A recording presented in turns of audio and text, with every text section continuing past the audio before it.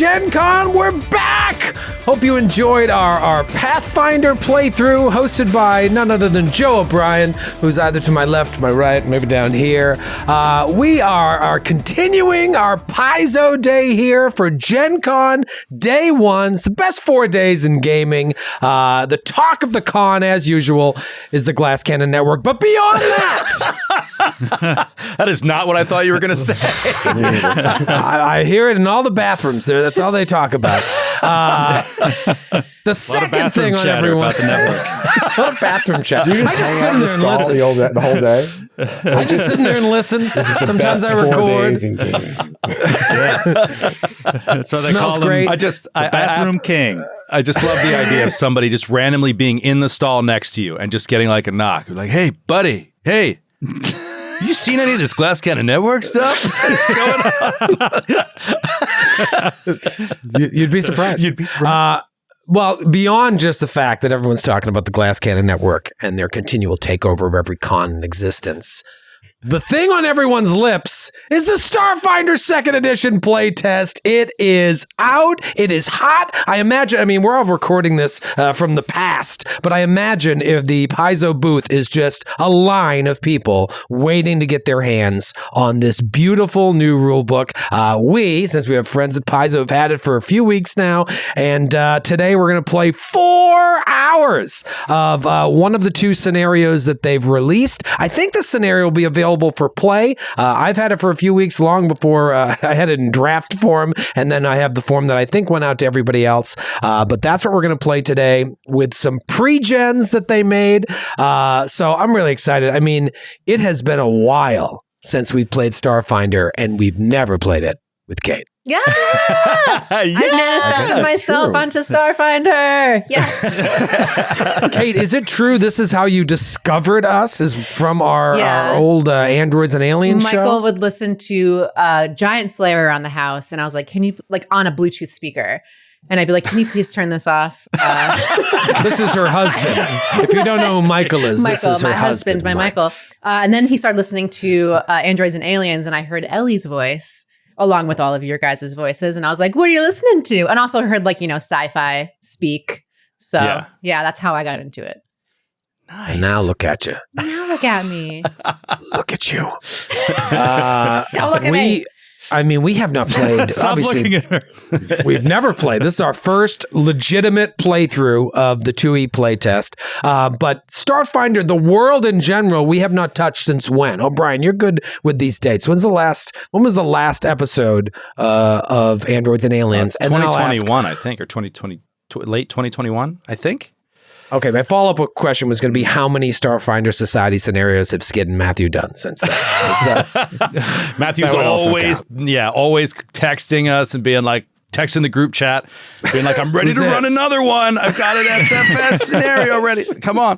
There is one there was a famous one from early on. The reality show one that I always wanted to run. Yeah, that was a fun one. Call me.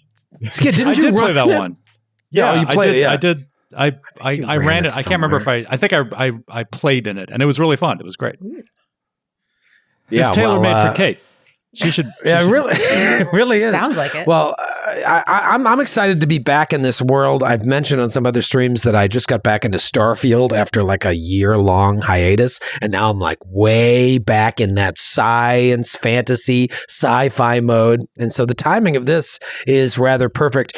You guys have had a little bit of time to spend with the playtest rulebook, but as I said to you right before we went live, and I probably should say this at the end of the stream after we pitch a perfect game, but in prepping this scenario, I've barely cracked the playtest rulebook because if you know Pathfinder 2nd Edition, it's completely compatible. There's a lot of new stuff in there. There's some new conditions. There's obviously new feats and powers and spells. But at the end of the day, if you know how to play Pathfinder 2E, you can start playing this immediately. So whether you are here at Gen Con or you're watching this at home or you're watching it after the fact, head to Paizo.com and make sure you get your hands on this and get it while it's hot because the real rule book will come out probably, a year from now, Joe? Is that the plan? Yeah, I believe it's next Gen Con would be the release of Starfinder 2E Player Core and GM Core is what I believe is happening. So they spend half a year, if not more, collecting data on this playtest in order to tweak what they need to tweak before the whole thing is put out. So, yeah, this is the beginning of a long road, and I'm the emails we've exchanged with the people at Paizo, they seem wildly excited about this. They put so much time and effort into it, and we can tell from what we've got, the playtest rulebook, the pre-gen character sheets, there's so much work has gone into this. There's so many new feats, abilities, ancestries, it's wild. And the whole thing is based on the premise that you can seamlessly, with no effort whatsoever, have everything from this book in a Pathfinder game and everything from a Pathfinder game in a Starfinder game. And as you read it more, you can see why that's not an exaggeration. That it can 100% be the case. So get ready for some time travel in your home games. It's going to be awesome. Yeah. Is there a part of science fantasy that is your favorite thing? Do you like faster than light travel? Do you like the idea of alien creatures and alien world? What's sort of your favorite element of the genre of science fantasy? Matthew, I'll start with you. You're very well read. My favorite element of science fantasy. I mean, I was going to say the thing I've always enjoyed in science fantasy games in particular, and also with storytelling, is the kind of the sandbox nature of a galaxy. We can just go across, you can go to any planet, and that world is going to be completely different from all the others. It's going to have its own kind of geopolitical nonsense going on. It's going to have its own cultures, and then of course, some adventure in the way. How do you world build a fucking galaxy? I mean, it's hard enough to just build a continent or a city, and now you've got to just build galaxies and planets. Well, this is one of the definitive aspects of it, which is just so hilarious, which is that you build a planet, and that planet has a city. You know what I mean? Or or one two, outpost, which is just a very, very fun way to develop science fantasy. I would say we actually talked about this specifically on Talk Nerdy Town Hall with Joe and Jared on our Discord stages. Yeah, for our subscribers, we had a whole science fiction tropes show where we just went into what are great tropes and what are tired tropes and what are you into or whatever. My answer, and I think this is your exact question, and I'll do two parts. Science fiction, I would say my favorite thing is just spaceship combats, naval combats in space with capital ships and small ships, small fighters, big ships. I love it. I loved Return of the Jedi when I was a kid, and I love I loved Battlestar Galactica all through the early 2000s. That feeds my desire so well. And right in line with that, my favorite science fantasy aspect, and this came up in the Discord, it was just so funny. My favorite science fantasy aspect is that all ships in those naval combats are aligned the same, and you can walk around and have gravity on spaceships, which is just, there's no true explanation for that in science fiction. You can't do it. So it's just going to be pure fantasy that ever happens. So that's what I love, that you can be walking around on a spaceship with gravity. Yeah, don't ask too many questions, Joe. Yeah.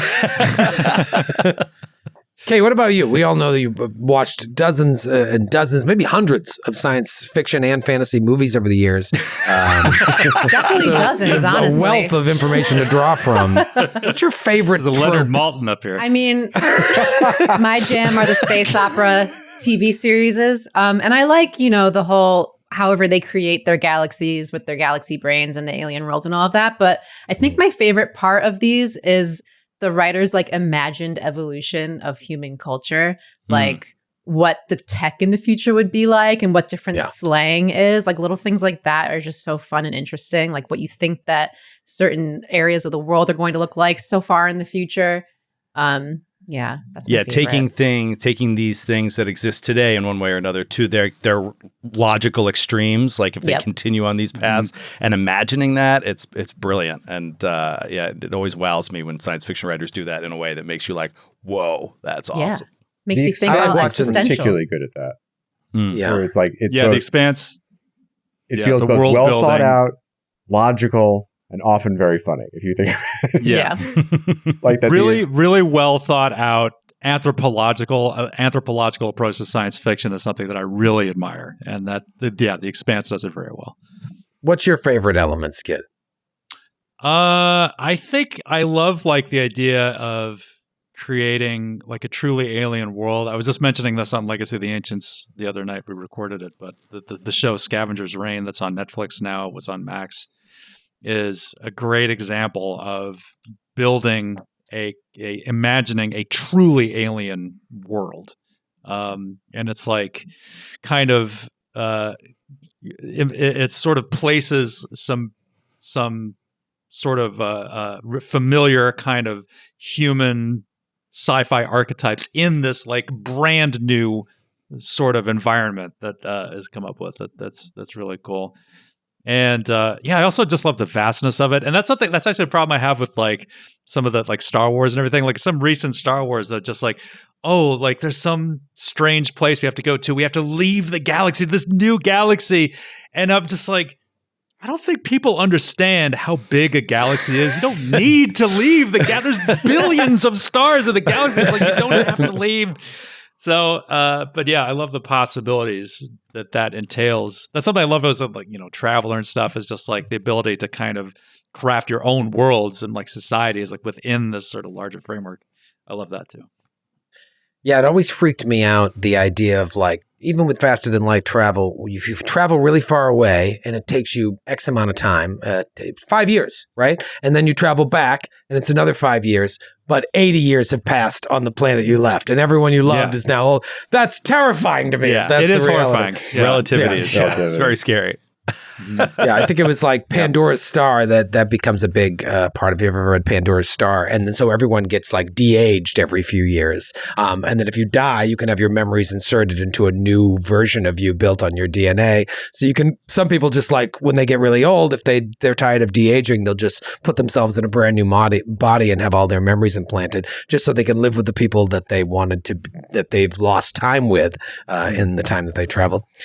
Anyways, we're not going to get that deep today, but we are going to play some Starfinder 2E playtest. So we're going to be using Foundry VTT, the official VTT of the Glass Cannon podcast. We're going to be using that today. I threw everything on there, used the Pathfinder 2E rule set to kind of get it set up. So everybody's going to be on there. We'll show you some of it while we're playing today, but for now, we're going to jump into the imagination copter and begin our adventure today. See a big, like, just a galaxy, stars, dark, everything. And then all of a sudden, you just see a ship fly into frame. And written on the side of the ship is the name of the ship. It's called the Overhaul. This is a Gatewalkers Adventure class explorer ship. And its crew is currently transporting cargo between the fringes of the Packed Worlds and the gas giant Bretheda. Maybe you remember that from reading the lore in the early Starfinder books. And this is your ship. Your pre-gens are the crew of the Overhaul. What kind of cargo do you think you are hauling from the fringes of the Packed Worlds to this gas giant, or maybe one of the many moons of Bretheda? Could be Drugs. any cargo. Drugs. Yeah. Black tar heroin. Well, all right, so really illegal, highly addictive. Although maybe black tar Psychedelics. heroin's like Dasani water now. Actually, I'm thinking back to like when I used to play Privateer. I don't know if there are any like Privateer fans out there, but like it was always finding like the maximum amount of value with the smallest amount of weight. And pharmaceuticals was like always like a big like money maker for people. So like it's like not like legal drugs, Illegal drugs. Legal Okay. drugs. Yeah, I mean, just like a essentially, cargo hold full of Nasonex. Ozempic. presumably that would be the lightest possible drug, like something aerosol. But like, But like weight to value, it's just like there's no beating it. presumably we're going to a gas. There are like a mining colony or something on the gas giant that they Yeah. need some. They need their pharmacy needs stocking the same. Those as anyone people have else. hay fever.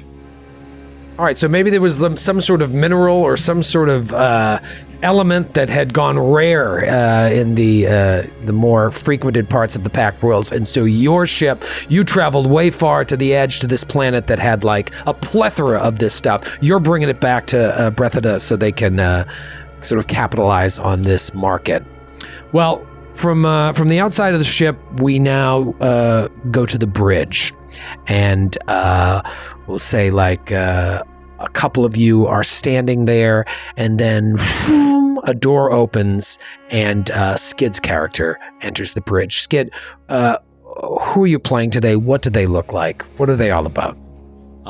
Entering the bridge is a fearsome-looking, towering Vesk, female Vesk. Her name's Obadiah. She's in her full battle armor, and she's walking around the bridge like she owns the place. I think she might be, maybe she's like the first mate, just like with her presence and fearsomeness, kind of like keep people in line. Obadiah got an armor upgrade since 20. Yeah. You can check out the picture there. So yeah. Yeah, Obadiah is wearing like power armor. Yeah. A gun the size of 3/4 of her body. It looks like 4 rocket launchers like strapped together. She beat up a Primaris Space Marine and took all of his stuff. Great. And then, so you enter, you look around the room, and your eyes scan over to Matthew's character. Matthew, what does your character look like? Who are you playing, and what are they doing on the bridge? You see over at the pilot station an android who has taken full advantage of any opportunity to get modded up. This is Isif. They use they, them pronouns, and they are, I'll say they've also been significantly upgraded since 1E. Isif has brand new legs. Oh, yeah. New legs. Brand new legs. In 1E, they had pants. Wow. Now they've just got these kind of bionic legs. Those are nice gams on Isif. Right? Like, if you're going to buy new gams, you might as well get them shapely. Big, thick thighs. And I didn't ask Skid, but what class are you playing? Or do you want to keep it private? Obadiah is a soldier. Soldier, right. Yeah. And then Isif? Isif is an operative. Operative, okay. And like in our game of androids, in our Starfinder game of androids and aliens, the operative is a better pilot than our pilot. Come on, man. Now you're going to bring up old stuff? Still hurts him. By the way, I was right. I looked it up, and the finale was December 8th, 2021. So it has been, nearly 3 years. Since we've played. We're back, feels longer. In the Pact John! Very excited. Back in the Pact John. Pact John. I hate us. I hate us. Maybe Isif points at something on a video screen, and the captain kind of sidles over and looks over Isif's shoulder, nodding. Don't worry about it. Who is our captain, Kate? Your captain is a light-skinned female human woman, and she has thick, smooth, like purple hair. She's got the cat eyes. She's got really, really cool armor on. She walks around like she's got like, a big gun in her holster, if you know what I mean. Please extrapolate. Like the you just mean like a gun in her holster? What she does, she's got 2 guns and 2 holsters there. But she have a penis? Is that what you're saying, Kate? She walks around maybe like she has one. I don't fucking know. No, I'm confused. Good. No. Mission accomplished. But yeah, her name is Navasi, and she is an envoy. Navasi looking cool as S with the purple hair. Yeah, very, very cool. And then we'll say another door to the bridge opens up, and a new character enters the bridge of the overhaul. Joe, who are we looking at, and why are they here? As that door opens, you see walking through the doorway. Oh God! A humanoid with a feline form. Oh no! Oh gosh! That scans around the bridge, taking everything in. Oh no! Oh no! It's German. Wearing very fashionable Comtech hard armor and extremely fashionable tactical shades. I would like to introduce you to Day. I am Day. I am a Patra, one of Mael's chosen. And you are very lucky that I have joined the crew, as I am indeed on my world an icon. A world-famous an dancer. And now is the time on Sprockets when we dance. And now is the time on Sprockets when we dance. Yes, exactly. Captain, is there any trouble? Shall I get to the gunnery station? Oh no, not right now. Not right now. You just Damn. sit back and keep looking cool as you do. What is that in your holster, Captain? My eyes are up here. My eyes are up here. Is that a euphemism, or are you just happy to see me? So yeah, I don't know. I don't Talk to know. me about You put this Icon. in your pocket, or you just Talk to me about Icon. So icon is a background. It means you're like a celebrity, and and Day is a Patra celebrity. Patra is an ancestry that is feline-esque humanoids, and in my reading of the ancestry, I would venture to guess it's going to be the most popular ancestry in Starfinder. It's amazing, and I know a lot of you nerds out there are cat people. And this is just amazing. There's so many cool abilities I'm not going to go into now, but we'll see it as the game plays out. I have a question. And, how are yes. you famous? Are you like DJ Day or something? As I said before, perhaps you had not listened, I am a world-famous dancer. At the age of 15, I won the Polonus dance battle globally and was crowned global dance champion. I have since, however, turned my attentions to things that matter more. The freedom of those around the world who are oppressed. And so I am taking my fame and my skill and helping them. It's the way that you look around. One world. You're an yes. icon of one world, but your fame has No. Like you're like a local news anchor, like no one outside of Pittsburgh knows who you are. No, started there, but very famous in the packed world indeed. Stop acting like you don't already know me. Yusuf swivels around in their piloting chairs. Like, Captain, I am. Yeah. Correct me if I'm wrong, but my interpretation of your sentient emotions is that morale is low on the ship. What? Yes, and I think this could be remedied with a dance from Day. I could not agree more. I was just saying, well, I wasn't saying, but I was just thinking. I had not yet danced today. And one thing that I always say is you must dance every day. And Day All begins right. to dance. Go and ahead. I will roll a perform check. The only skill in which I am an expert. What's your class? So I hope there's a lot of non-combat scenarios going on in this particular what is your- one-shot. what is your Non-combat dance battles. non-combat dance battles? I rolled a 24 perform. Wow, that's pretty Wow. good. Who's set all your own DCs for whether or not you're moved by it. Yeah, so you guys I each will set go- your individual DCs. I'll go against my fortitude DC, and that's a success. So you tried to not like it? Yeah, I was trying really hard Like, to fortify myself into not liking it, but Damn, he's damn it, she's just too good. They use they, them pronouns, just so you're clear. They are just too good. I had not said that. what is your class? Are we giving our classes now? Obadiah and Isef did, but the captain and Day have I did. not. I think. Oh, you did. I'm an All right, so we envoy. got envoy. Yeah. So we have. I will give you a clue. As an icon, I am, after all, a star. And so I connect with them so well, and I bring them to me, Oh, and I push them away from me. Solarian. I'm a Solarian.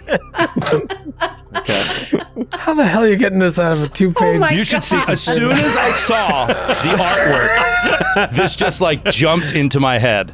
And literally, I had to pick up a prescription at Walgreens this morning. And I was like, wait a minute. Pink sunglasses. Amazing. Well, we've got 4 out of the 6 classes available in the playtest is Envoy, Mystic, Operative, Solarian, Soldier, and Witchwarper are the classes that are going to be available. And then there's like a dozen ancestries, and we're seeing 4 of them now, including the new Patra, which would be like catfolk, but still very different. Very different and extremely detailed in terms of their culture and their approach to social situations and stuff. It's really fascinating. And as you read it, Where you're are they like, from? Where are they from? They're from Polonus, which is they're from outside the Pact Worlds, I believe. I believe it's from another system, a world called Polonus that was underneath the Vescarium for an extremely long time, and they recently gained their independence through centuries of war with the Vescarium, and so that war has largely shredded their world. And it's like a jungle world. And it was a beautiful, verdant jungle world, but right now it's on hard times because of the amount of destruction that was wrought by the Vesk trying to maintain their oppression over them. And so they shredded their world. Yeah, exactly. Shredded their world like an expensive couch in a house full of. Yes. And so, generally speaking, culturally, they tend to lean towards helping those that are oppressed. They can't tolerate that kind of thing. Yeah. Okay. So And you sort of also like mentioned- Andorran in Galarian. Yeah. Yes, exactly. They're kind of like freedom fighters in a way. You also mentioned you were Mael's chosen. What do you know about that? Mael's chosen. So that is an ancestry. What do you call it? A heritage. So that's the ancestry heritage of this specific character. Not all of those from Patra are Mael's chosen. Mael's chosen. So Mael is a goddess of the Patra people, and it basically means you have incredible luck, like, land on your feet kind of luck. And the way it manifests mechanically is every day, the first time in that day that you critically fail any saving throw, you re-roll it. Oh, that's cool. Oh, cool. Yeah. So that is the awesome. Mael's chosen. We're going to use that pretty quick. The added flavor. Yeah, exactly. Yeah. Over We'll get under to see is a demonstration of that very quickly. 45-minute mark. Sorry. Shut up. Well, you're flying through space with your drugs, and you're heading for, like I said, either Bretheta or one of its many moons. And as you fly through space, I would say, Isef, you're probably the first one to notice something, but seconds later, a klaxon sounds on the bridge of the overhaul. Just wah, wah, wah. And all of you know that sound means there's an imminent collision ahead. And so the captain, you turn right to the sort of cockpit window there, and you see ahead of you, out of nowhere, a starship that looks like a cross between a building and a tree, and it's sort of spiraling erratically through space and coming right at you. Isef, you're the pilot. What do you do here? Can I take evasive maneuvers? Yes. So I would say best thing to do would be I had the check Piloting here. Yeah, give me a piloting check. Day will quickly move to the closest jump chair and belt in. Everyone, strap into something. Click. Natty 15 for a 28 in pilot. No. All right, so you're so quick. Make it look easy. To the controls, you just have a slight change in your trajectory, and it allows you to avoid the collision. It just kind of goes by you, very, very close. You see it fly by the window of the cockpit. This strange biomechanical looking starship. And so once you regain your composure, you guys can sort of turn the ship a little bit and look at it, or look at it out of one of the other windows. Could I do a society roll to see if I recognize the make, or? Yeah, it would be, you could do society. Absolutely. I'll try society. I should mention we're using 5th level pregens today. Yes. So these got some meat on their bones. I got a 21. 21. Nice. All right. You know this as it's a Xenowarden starship. And you know the Xenowardens are a far-reaching, diverse organization who study and protect natural ecosystems around the galaxy. They explore and survey new planets and try to create eco-friendly technologies based upon what they learn and catalog. Much of their technology uses biotech, as evidenced by the ship, also some magic, or a combination of both. You would also know with the 21 that the Xenowardens would pay very well for the return of one of their starships, even if nothing valuable remains aboard. And Isef, the way that you saw this thing careening, it seems like no one is piloting it. It's loose in space. Wow. But it's also It sounds like the spaceship from Hyperion. Which one? Which one? Reread Hyperion. In the beginning, like when they're right there, when they're going to the planet. Yeah, like when they're all the together, tree yeah. with like all Yeah. The Emperor sure or that- whatever. Yeah. that was influenced by this. It appears that Others the of you ship can is- try Sorry. crafting or society checks, or I don't know if anyone has Xenowarden lore.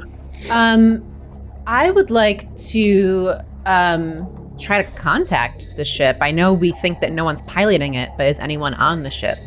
Yeah, you got to you- hail it, right, Captain? Yeah. Nice. All right, so you can request to your first mate, perhaps, to open up a hailing channel.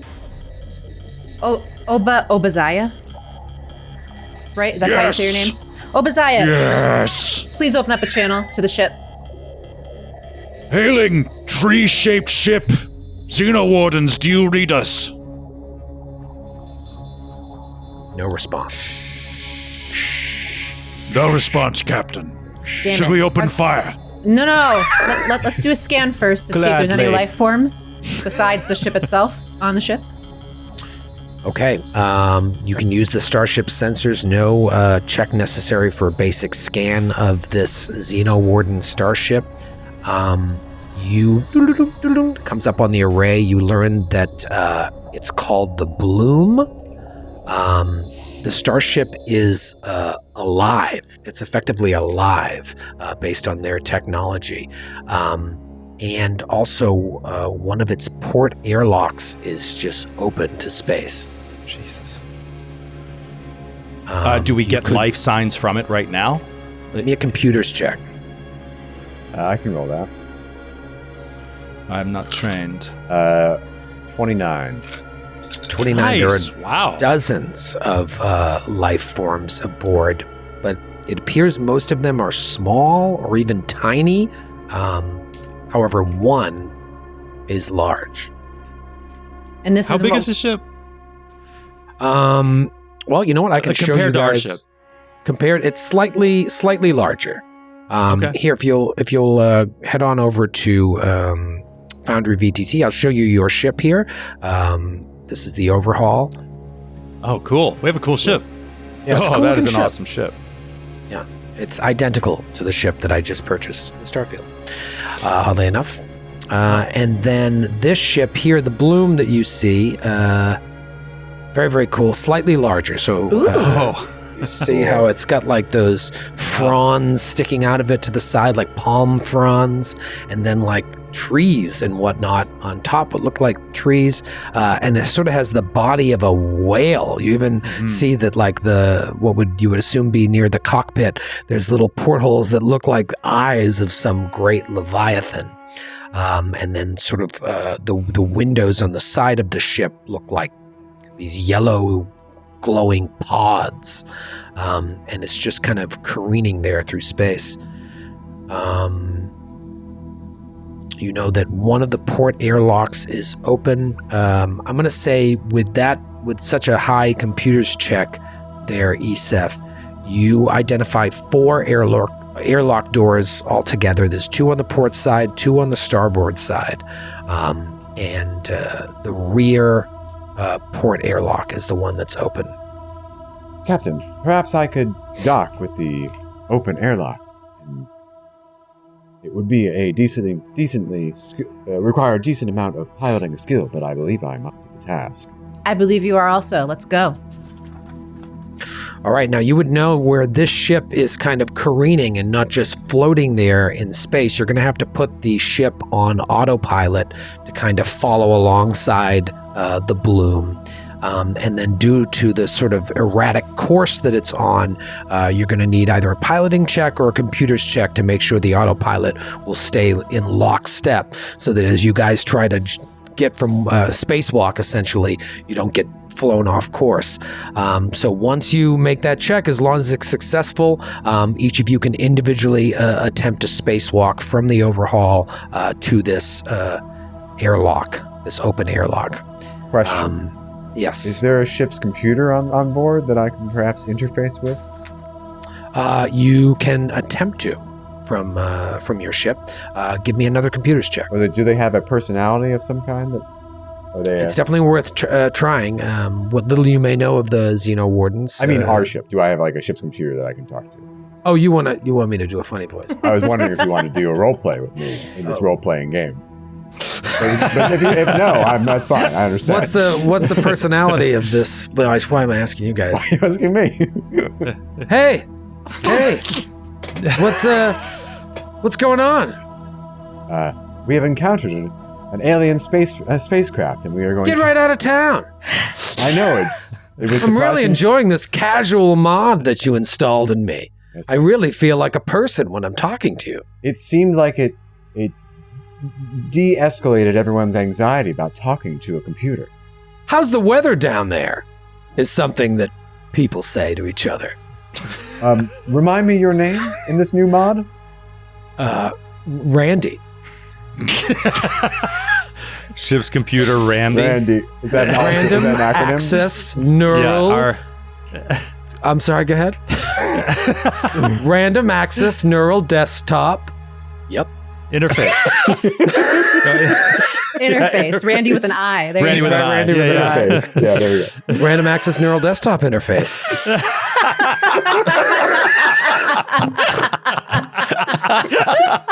Hey, did you catch the score of that blurt ball game the other night?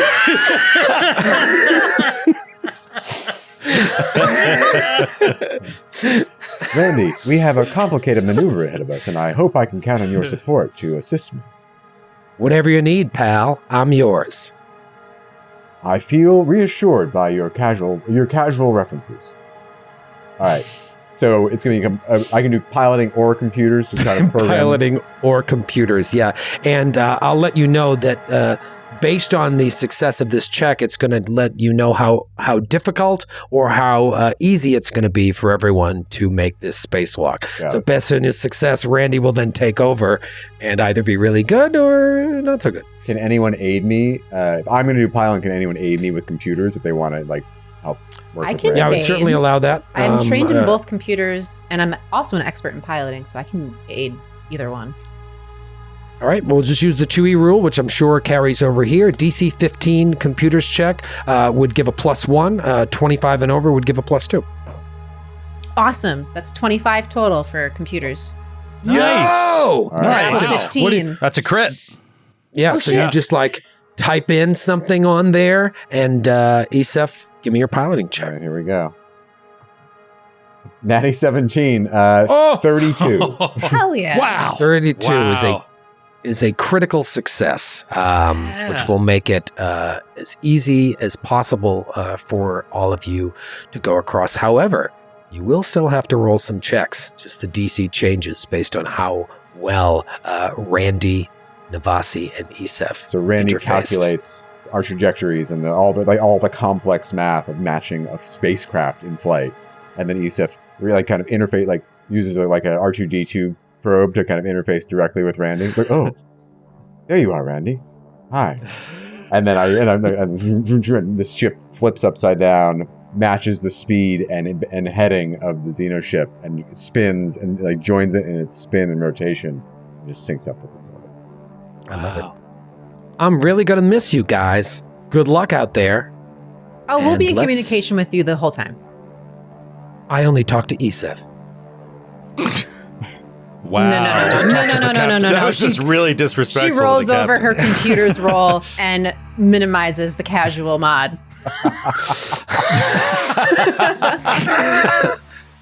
Feeling tired.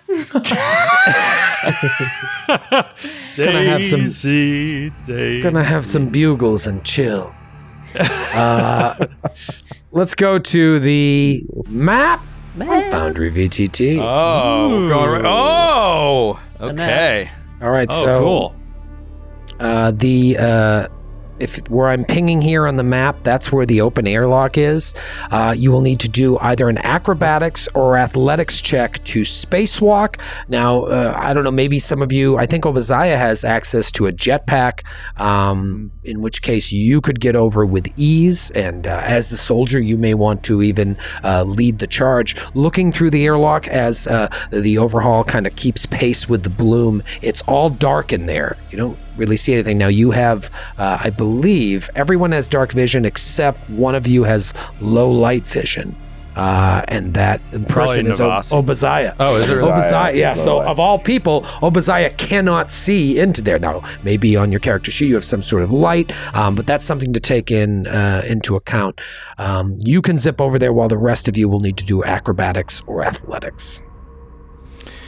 Could I potentially get an easier DC by just going straight into the hull of the ship and using my mag boots to just shunk onto the side of the ship and then just walk to the airlock? You do have mag boots. You are the only one with mag boots. And I'll give you a +2 to try and use those mag boots to lock yourself into place. So you're really just aiming and kind of pushing yourself through 0G. Okay. Do you want to do it first, or do you want to have Obadiah go in there without sight? Oh no, I will not do it first.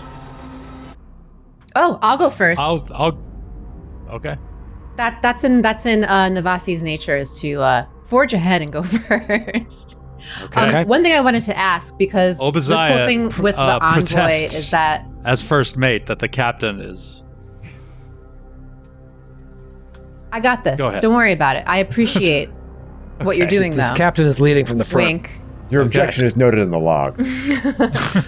So the cool thing with envoys is during my daily preparations, I get to take a skill feat that I meet the prerequisites for, and one of those can be an additional lore skill.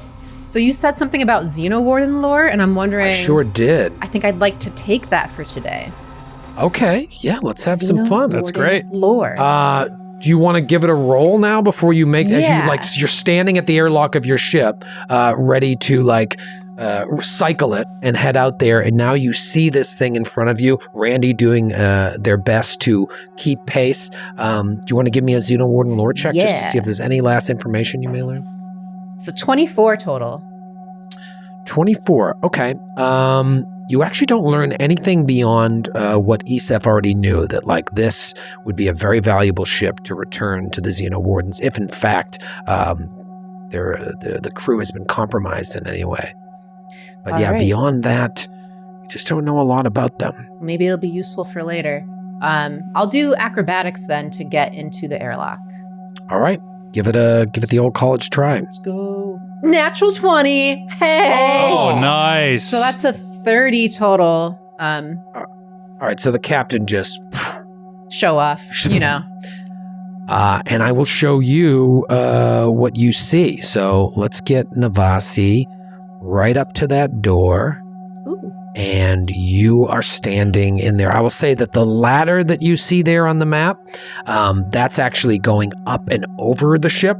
It's just kind of here for flavor's sake. Or actually, I shouldn't say it's for flavor's sake. The ceiling is see-through. So you see the trees above, and you see this ladder that kind of winds its way through the trees. But you, as you jump across, end up in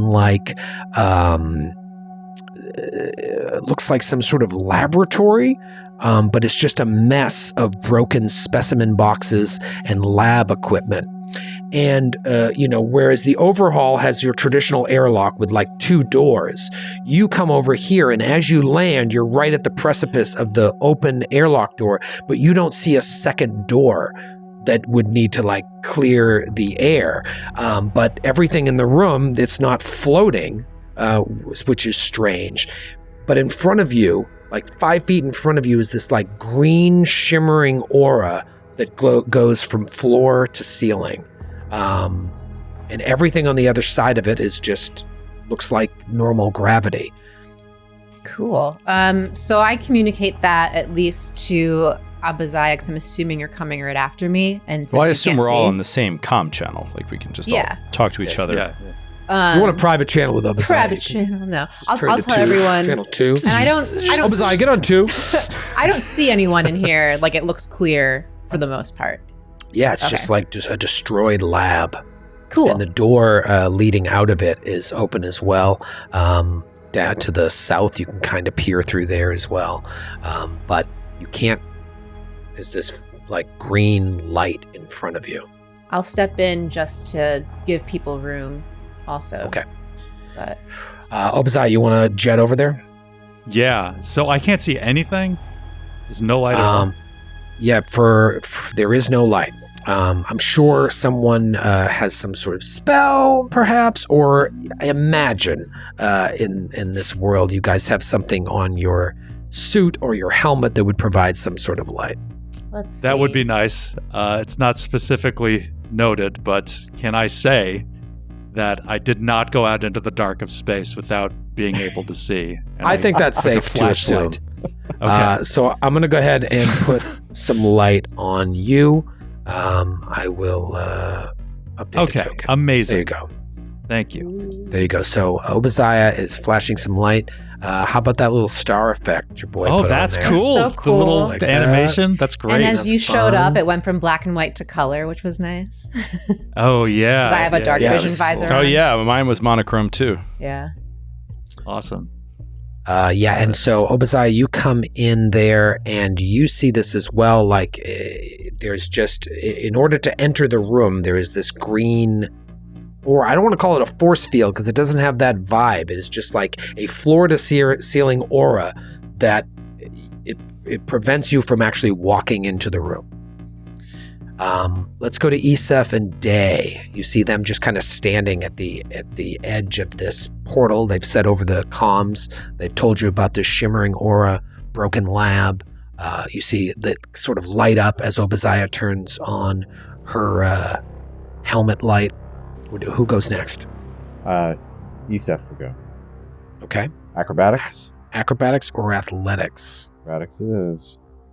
Natural 20. Oh, Hey. my God. This is crazy. I'm on fire today. Yeah. It seems like all of Everyone's you on are just fire. going to crush this check with ease. I almost don't even need to have Joe roll because you guys rolled so well. But you know what? Let's just have Joe roll for the heck of it. Oh, Those don't cat-like reflexes. Don't worry. You got the failure you were looking for. Listen to this. Nonsense! This is worse than a natural one.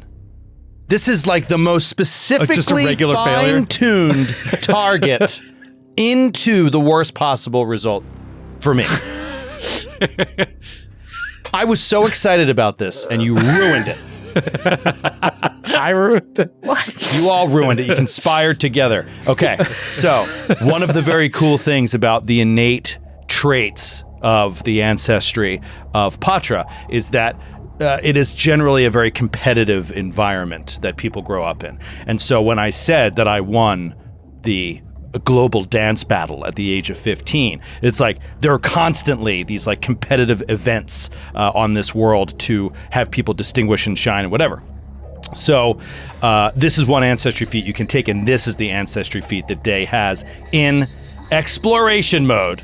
It's called Competitive Spirit, and it is a reaction that happens when an ally just attempts a skill check in view of you. You can immediately after attempt the same skill check, as long as you're trained or better in it, with a +2 bonus, and that you can do that once per hour. If you exceed. It's like a dance-off. If you exactly, and I was like, this is going to be so great. I can't wait to do it. If you exceed the degree of success, it resets and it does not have a duration of a 1 hour wait to use it again. And my bonus is so high in acrobatics, and with the mag boots, and with this competitive spirit bonus, I had every chance in the world.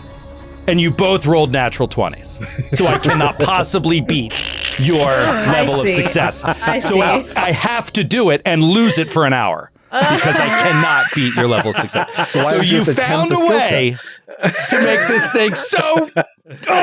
Hang on. You could just attempt the skill check, Joe. without. No, I know, but I mean, you got to role play the character. The competitive spirit is like, whatever you can do, I can do better. And they go to make it look better and smoother than you with a massive bonus. Natural 5.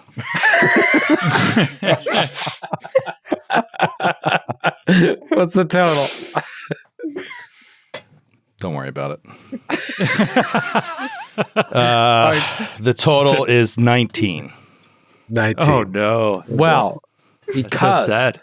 your captain and your pilot rolled so well in turning Randy into a very solid autopilot, that is a success. That wouldn't have been success otherwise. Yes, but it's not good enough.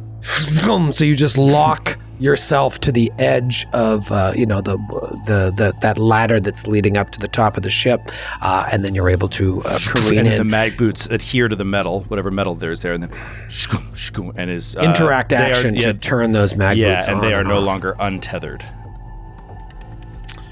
Also, yes. I'm going to use this opportunity, seeing this current situation, to attune to gravitron, to attune to gravity as the graviton attuned as the with the lack of gravity in this room. It seems like it is further in, but just in case, I'm going to attune to graviton.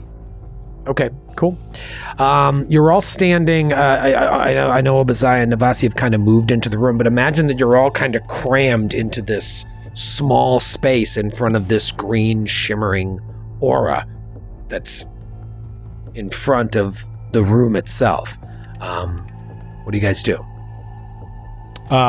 Excuse me. I will go and investigate. And Day will go ahead. And walk through into the area that seems... I didn't actually move my pawn there, sorry. Yeah, into this other... You said through this doorway, it seems like there is gravity? Yeah, there's gravity, but like on the other side of the airlock, there's no gravity. On the other side of this green aura, there is gravity. So you're in 0G. Do you want to step through the green seal? Yeah. All right, so you just like... You step through it, and it's like some sort of bio seal that you can just walk right through. And it's normal gravity on the other side. Okay. And you Is there see, atmosphere in there as well? There's atmosphere as well. But we are currently in spacesuits, right? You're currently in spacesuits, yeah. Does it look disheveled in here too? Because I'm wondering maybe if Navasi Sorry, has just to a be gun clear, out. guys, go back into the room you were in. Okay. I can tell that you guys don't. I can't figure out where the door is on the map. Sorry, can you move me in there? The door is closed. Yeah, the door's Yeah, closed. I can't. It won't let me walk through the wall. All right. The door is hold on. closed behind us. We are closed in. Everybody move. I'm going to move you all back into this room because I can tell that... wait, Isef, just chill for a sec. I'm always chill. I'm an android. I have a flat affect. It's baked into the game mechanically. Where I'm pinging right here. Yeah. See that? Okay. That's where you guys were all huddled up. In order to get even into this room, you had to walk through that seal. Oh, so we'll okay. just assume you all walked through that seal. It was just like a cool little bio seal. So now you're all in the first room here, and this looks like some sort of laboratory that has everything's been destroyed in it. With Obazai's light, you also notice some blood stains and gore marring the walls and the floor, as well as the interior of some of the specimen boxes that have been tipped over. So immediately you feel like something grisly has happened here. Isef will Isef will draw their semi-automatic pistol. Okay. And is the atmosphere? I mean, I'm an android, so this doesn't matter to me. But is the atmosphere breathable? It's all breathable. Yep. Navasi takes her helmet off and also has her laser pistol out as we walk around and investigate. I'm going to keep my helmet on, and Okay. I'm going to investigate here. So, just kind of roll a perception on this room and to see any indication of what happened here besides something simply grisly. Yeah, give me a perception check. That is an 18. 18. So you start sifting through some of the debris here in this lab, and you move one of the storage units. And as you do, you see a half of a corpse. Looks like some sort of humanoid creature that was wearing a lab coat. But It's Dr. Friss. Its head is gone. Its head's gone, so you have no idea what its ancestry may have been. Its head is gone? And at that moment, you hear this sort of like scrabbling sound in one of the vents above. Oh, man. Okay. Is there a vent opening in the room?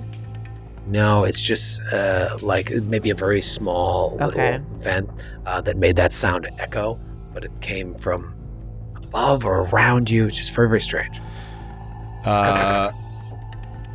Day is going to do an incantation.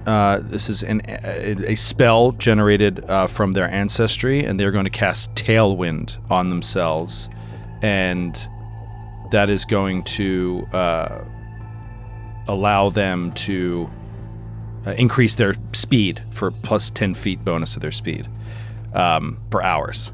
For hours. Cool. Yeah, if I'm reading this right. The base spell is 1 hour. It says a heightened second is 8 hours. And so I believe that's... I think it would be heightened to second at 5th level, so... Yeah. That's odd. You're 35 feet speed? 40. Because you started. Oh, fleet. Wow. You're base 30. That's Wow, awesome. okay. All right, so you got 40 feet of movement for the next 8 hours. All right, so you see this half-eaten corpse on the ground. You also find 2 tactical med patches amongst the debris. Oh, nice. I know. So I think all of you have some of those on your character sheet, but you can never have enough. I'd love to have another one. Does anybody else want one? I'll take one. I think I already have some. Yeah, I already have one. I don't think I have one. So yeah, I'll take one. Sure. Yeah, I already have one, so I'll pass one over to Obadiah. Bunch of shit in here and a half-eaten body. What do you guys want to do? Is there any kind of check we can do on the body to see if we might be able to glean what ate it? Yeah, give me medicine or nature. I have. I'm not trained in either of those.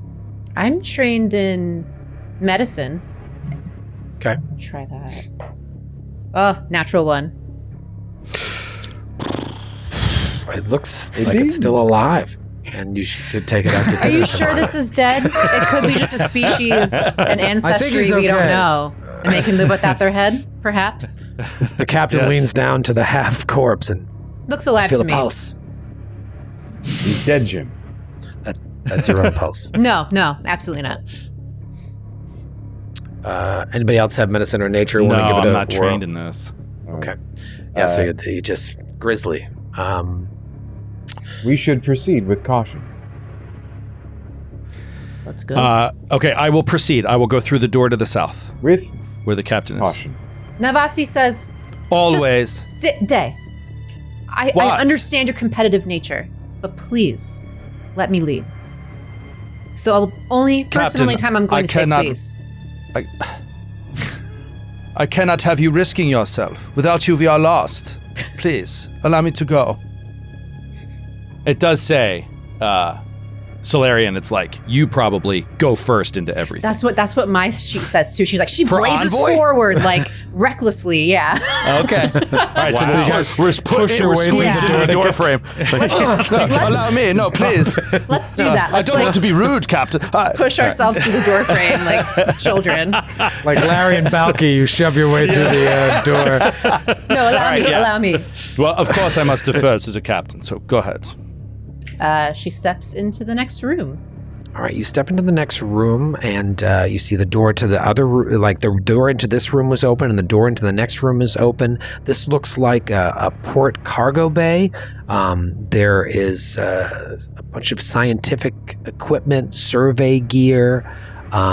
You see a broken porter drone lying on the ground, and its legs are just kind of like zzz, zzz, like twitching erratically. Pss, pss, some sparks flying off of its circuits. Can I try to interface with the drone to see if I can like recall any of its memory banks? Let's see. Yeah, you could do a computer's check to sort of read its like diagnostic log. Easy there, friend. Let's see if I can see what's happening. All right, there it is. Natural 7. 19. 19. All right, so you spend a minute and you try and read its log, and you determine that this drone suffered multiple instances of blunt force, followed by a barrage of sonic damage. And then once it went down, it took no further damage. So they just try to incapacitate it and then move on. On the south side of the room is another port airlock, which is closed. And this, you see that same bio-seal, right in front of it. So rather than the traditional 2-door airlock, it's just door bio-seal. Okay. So there's an open door to the right and a closed door at the bottom to the left. Yep, closed door to the bottom left would just lead right out into space. Oh, okay. I'm going to take a quick peek through the door and just roll perception. All right, quick peek into the next, much larger room. There it is. Natural 20. Natural 20. This must be the Bloom's engine room, and you can tell it very clearly at one time was a marvel of biomechanical engineering, high-speed drift engine, 4 state-of-the-art, sleek-looking workstations, all with their own biomechanical interfaces, 4 plush-looking chairs grown from leaf fronds and flower petals, but now, like every other room you've seen, it's a complete mess in there. Panels are broken, torn, panels of the drift engine have been torn off, tools scattered around the floor. Looks like something has taken bites out of the chairs and other biomass in the room. Is there any station in the room where I can look up who the captain was on the ship? I'd like to get an asset going as an envoy, get to know someone, so that if we meet the captain, I would have advantage in communicating with them. Yeah, it's possible that you could interface with these workstations, although they look like they've been destroyed. The bridge would definitely have that information, or captain's quarters, maybe. What were you going to say, Day? I was just going to say we're not even in the room. So let's get in the room and see if there's any dangers in there. Isef, go in and go to the right. I will go left. Quickly. Isef steps in. Tactical stance. Yeah, and then we spread, and he goes out, and Dave's got their hands up like this because they have a lot of options for how to approach danger, flanking out to the left. And Dave would like to peek up to the north here. There seems to be what is that? Oh, they're workstations. So just looking around, I can see all around these. And I'm going to keep going to make sure there's no one hiding behind the workstations in the back. How cool is that? Once Obadiah came, it all lit up green. You guys had just seen it in the darkness, but Obadiah's helmet light adds color so that you can tell it must have been beautiful here. But Dave, following your cue here, you look up, and as you get to the north there, you notice that there's the ground near the forward doors is coated in a sticky looking slime, which trails through the open doors to midship. And then through the doors, the whole midship area is coated in this slime, but there's also these pulsing organic masses spread throughout the room. And amid all of these alien looking egg sacs, there are these grub-like creatures crawling through the room. And as one of them passes by one of the egg sacs, it kind of turns, not necessarily towards you, but you get a front view at it, and it has this oddly humanoid bone faceplate. There are a bunch of them, and they're engorged. They're a foot long with these weird bony humanoid face looking things, and there are 2 doors open on the side, one to port, one to starboard, and you see that these things are crawling in and out of those rooms as well. There's a bunch of them in there amidst this slime. You stop right before this sticky looking slime and kind of peer in. I'm picturing Slug Jerry from Rick and Morty. When do you say that? Yeah, it's a little Slug Jerry. All I have All I have to roll on here, I believe, is society. So yeah, I don't. I'm gonna roll society on these creatures. That is a 9. I'm sorry, 10.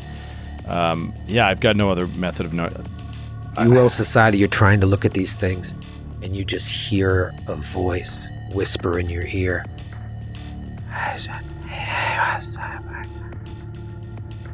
Captain, is that you? No. My communicator seems... Isef, are you trying to speak? Something's wrong with your microphone.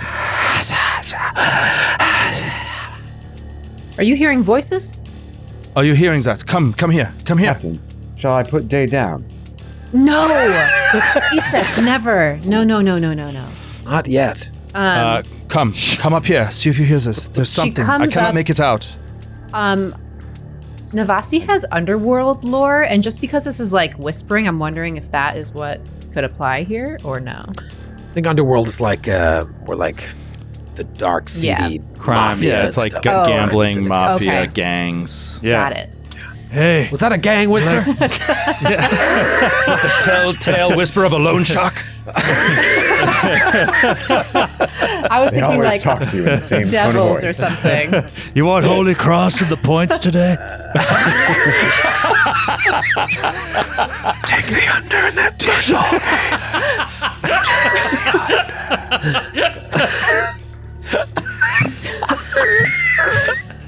We're having a good They're time. out. Man, I like So- Starfinder. It's great. It's on the boat. She walks up to Day. Do they hear it when they come up? Only Day hears that. I can Like also you're- attempt a society roll too, since I'm closer to you and trying to look. These creatures, what are they? Have you ever seen anything like it before? I have not. Ooh, have I? Maybe I have. That's a 23. No,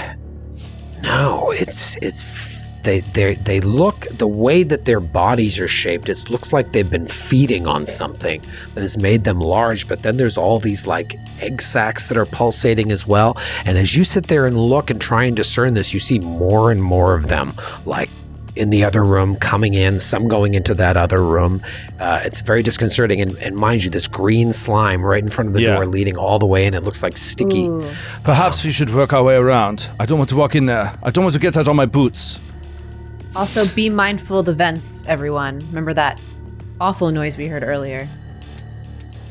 Yes. This door to the starboard. Let's check it. I'm trying to just look on my sheet to see if I have some sort of personal computer. I mean, personal comm unit, don't you? I mean... No, I want to be able to like connect to the infosphere and look this up. You know, I want to Google it, but I don't know. Is that... Where are we, Troy?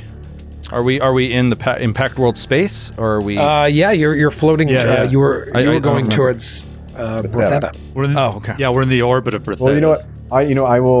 I will contact Randy on the ship. Say, Randy, I am sending you some images from the Xeno ship. Would you do? What? Sorry, I was taking a nap. Sorry to wake After you. chatting with the captain, I got so bummed. I'm going to send you some images from the Xeno ship, and then I'll roll computers to see if we can do a search on them. all right. Just send them.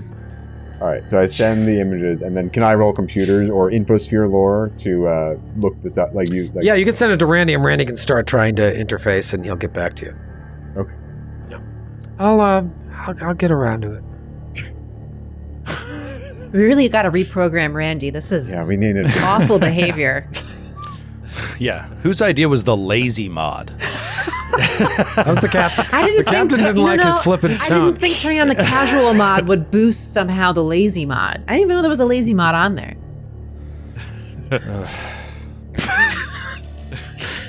All right, so you guys want to keep exploring. I kind of want to pull away. I don't want to walk in there. I don't want to walk into that if I don't have to. So right now, I'm going to keep exploring and see what else is outside this room. If we can go around, if there's a path around it, I don't know. We'll see. All right, so Day, you want to go check out this So he'll room? or they'll peek into this starboard room and roll a perception real quick. Ooh, 27. All right. You look in, and it is a starboard cargo bay, matching almost identical to the port cargo bay side. But this one looks like it contains replacement parts for the starship, as well as UPBs and assorted sundries that don't look edible. And I love UPBs. I remember UPBs. Yeah. Gotta love a UPB. I love a good UPB. What did you roll for perception? 27. 27. There looks like there might be some useful stuff in here if you spend some time digging through it. And there's also an open door to the north, as well as another closed door that you would just assume is the other hall. It leads to the other airlock. There's another way in up here to the what do we say? What's the front of the ship again? I don't know. The four? The four? the bow. Fore and the aft. bow. Toward the bow. He'll go up to the door, and again, I'm not going to walk in, but I'll peek in. At that John. moment. Esef, give me a perception check. Yeah, Esef was drawn to the room with the pods. Oh my god. 19. 19. Esef, your 3 crew members. Oh, I'm sorry, 21. 21 go sidling through the door to the starboard side of the ship, trying to see if there might be a way past all this stickiness. You're standing right at the edge of the stickiness, and you notice that all of these creatures, these little foot-long grubs, they start like really rapidly running to each other and forming together into like a large mass, and two of these masses start like eking their way towards you. Everybody roll for initiative. What? Oh, Okay. no. Oh, man. Oh no. All right. It's time for some Plus- Starfinder combat. Okay, make sure. Okay, because of my quickened processor, I get a +1 circumstance bonus for perception checks for initiative rolls. Where I upgraded. Oh, nice. I upgraded my my innards. Your innards. All right, Day. What did you get? I got a 12, and as part of rolling initiative, I'm going to attune to Photon. As I hear this from far away from me, Graviton is a little bit better when things are a little bit closer. So I'm going to change my attunement to Photon, and I start getting this like shimmer of light around me. Obadiah. 17. 17 for Obadiah. Esef. Oh, I'm Yusuf. 21. That's me. All right, 21. And then Navasi, the captain. 27. 27 for the captain. Hell yeah. All right, well, Navasi, you act first. You know, with everybody having these comm units, Esef, you could like alert them right away. What do you say when you see these? I will actually show you what you see as they start to amass together. 2 of these things, they look like that. Oh, yeah. They're like bone faces. Weird. Oh no. They got these weird sort of bone mandibles on the end of them, and they're all sort of pushing together and wriggling in one large mound towards you. And there are 2 of these large mounds. Captain, we have a situation here in the engine room that might require your assistance, as well as the assistance of the whole crew. Oh shit. Okay.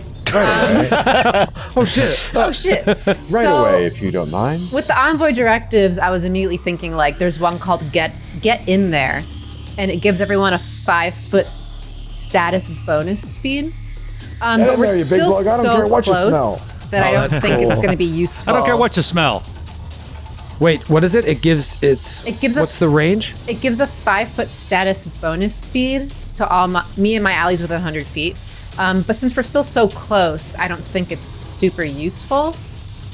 I don't know. I mean, it might, depending on what Obadiah would want to do, like that would really Extra help movement Obadiah. speed is Yeah. always Never a almost bad always thing. useful. Oh, Like it's never okay. a bad thing. Because that was my I don't know if first that will inclination. stack with all the stuff Day has going on, doesn't. but So the what rest she's of going you, to do for her first action in combat is to enact her envoy directive.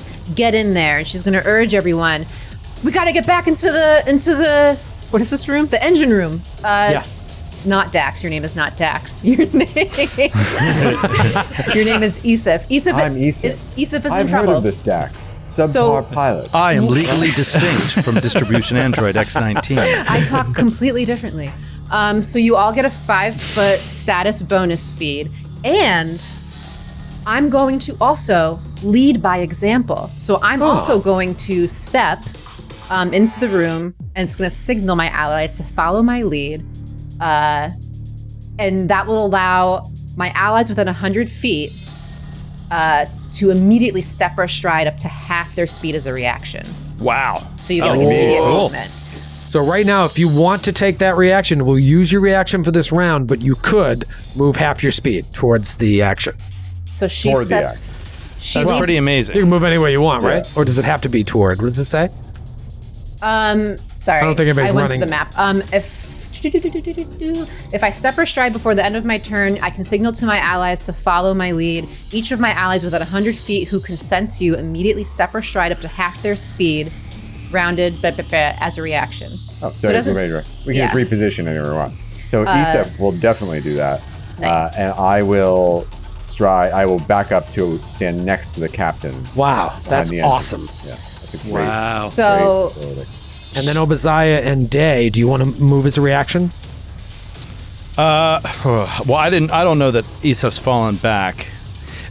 Looking into this room, does it appear that these rooms connect, or are they unconnected? All right, so you have stepped through to or you're right at the sort of portal there to the next room. Yeah, no, there you seems don't to be see like any doors in that room. What is this? This thing, this like laddery thing that doesn't like, it's not like a... it's on the It's outside. clear. The Walk only door over. in this room is a portal that leads to the outside. It's the other airlock that matches the one that you came in. That's closed. That ladder, it's above you. The ceiling is clear. But what I'm saying is, can I climb on this thing and climb into the engine room from above and be off the floor in there? If you went out the airlock, you could climb on that thing, but it looks like it just leads to the top of the ship. Unless there's another entryway into the ship, you would just be out in zero G. Okay. I guess I just don't understand what I'm looking at. All right, so You see this ladder, how it goes up around and then it goes into the engine room? It's a exactly. flavor doesn't. ladder. It doesn't. It goes up and over the engine room.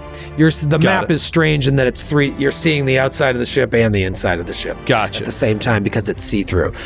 But if you cool. started going up there, you then, just yeah, go up. I mean, that gives him 20 feet. That's crazy. So yeah, he will move. Yeah. Oh, that's wild.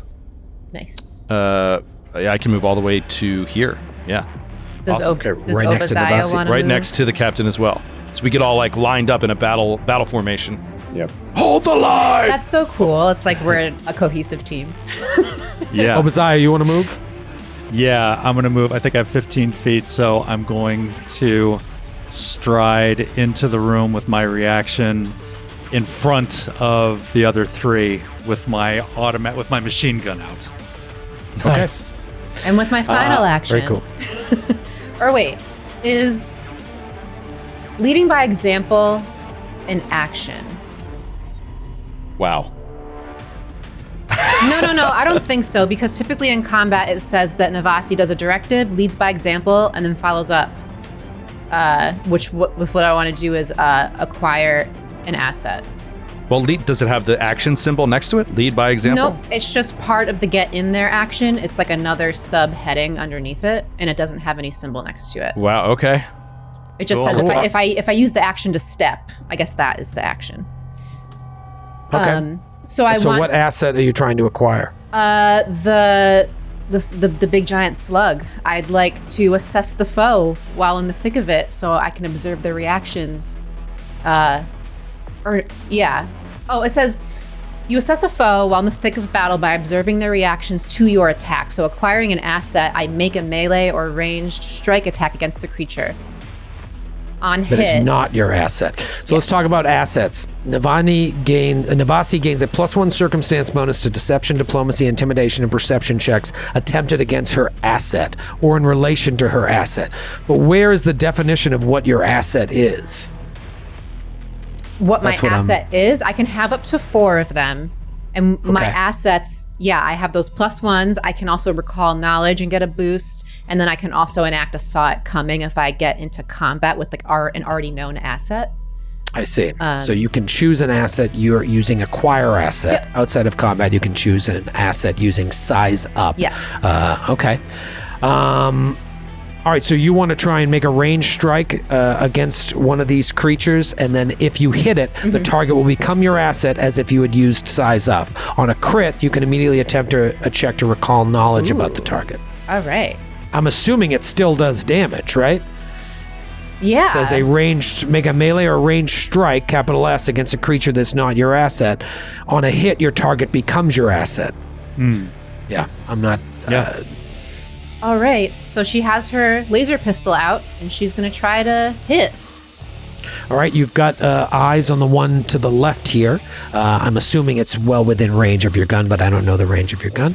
So give 40 me a feet. roll. What is it? 40 feet. So 40 it's 26 total. 26 total. It's 45 feet away. Oh, shit. So Where is... Oh, it's outside the room. -2. Oh, I didn't it's see it over there. -2, and you're also shooting through Obadiah, so it will get some cover there as well, and through a doorway. It's probably -4 then total. Yeah, total -4. And so what did you roll? 26? 26. That's still going to hit. It's a massive batch of these things. Awesome. So I'll roll... It becomes an asset. I'll roll damage first and then read about what assets are. Well, it's Great. not my turn. That's 8 points of damage, piercing. Okay, 8 points of piercing damage. All right, doesn't look like that all goes through. Okay. There's so many of them there, but some of it does. You see some like ooze start to spray out. Is that the end of your turn? That is the end of my turn. Okay, well, it is now one of their turns, and they are going to double move right onto the space of Isef, Navasi, and Obadiah. It is a swarm. The three of you give me a reflex save. Reflex. Natural 1 for Issa. No! Natural 1 for me too. I rolled a natural one also! Wait, what? you rolled a natural 1 too? I did, but I think I can re-roll as a reaction. How do we all All three think of us that's roll a ever? natural 1. That is nuts. That's insane. I've never seen that happen. Yeah, as a free action, I can do confident actualization, attempt a saving throw, but I haven't rolled yet, so I already rolled, so I can't roll twice and take the better. Yeah. That Oh my God. So Shit. actually, Troy, this triggered a reaction of mine before it got to us. okay. To my hair. Oh no, I used my reaction. Never mind. Use your reaction to move. Into this predicament. You all take 22 points of damage on the crit God. fail. That is astounding. All right, so this swarms over all of you, and I guess it just like caught you all by surprise. Your reflexes were so slow, and they just start biting. And that is the end of its turn. It is now Isef's turn. Okay, Isef is going to step out of the space of it, Okay. kind of down to the southwest, and is going to semi-automatic pistol out. Is going to fire twice. Okay. Let me just make sure. You know what? Actually, yeah, I'm just going to fire. I'm going to aim and fire once, actually. Okay. Talk to me about aim. Okay. So actually, all right, sorry. I'm learning this character. I'm going to, Sure. that move is going to be a single action mobile aim. So I can stride and aim with a gun I'm wielding. Cool. Aiming is I take careful aim at a single creature that I'm aware of, designated as my mark. Until the end of my turn, my range strikes against that mark using the required ranged weapon, deal an additional 2d4 precision damage, and reduce the circumstance bonus to AC your mark gets from any cover by 1. Very cool. Within my first range increment. Okay. Okay. So I will move back, aim as I go, and then fire twice. First shot is a natural 1. Oh my God. Second. Well, That's 4 natural ones in a row for the team. Oh my. second shot is going to be a 21. All right, the 21 hits. And this will deal extra precision damage. So let me just get All a whole right, bunch I of can dice tell you right together. now, it doesn't take precision damage. All right then. As a swarm, it does not take precision damage. So just give me the regular and tell me what type of damage it is. It is 6 points of piercing. 6 points of piercing, just like Navasi's shot. It does not all go through. It looks like it barely makes a dent on this massive pile. We need our Day. We may need your assistance. Day. Is that your turn, Isef? That is my turn. Okay. Move back, firing twice. It's 3 actions. The way I imagine it is just like they start just tracking backwards, just like firing like straight, just like bam, bam, bam. Holy moly, Obadiah, you're up. Obadiah, I'm gonna hold. Okay. Obadiah remains on that spot as these things are just like pecking at you, trying to find its way through little chinks in your armor, and you just stand there, perhaps waiting for someone else or trying to figure out what to do here. And then it's Day's turn. Day, you're right at the edge of this swarm.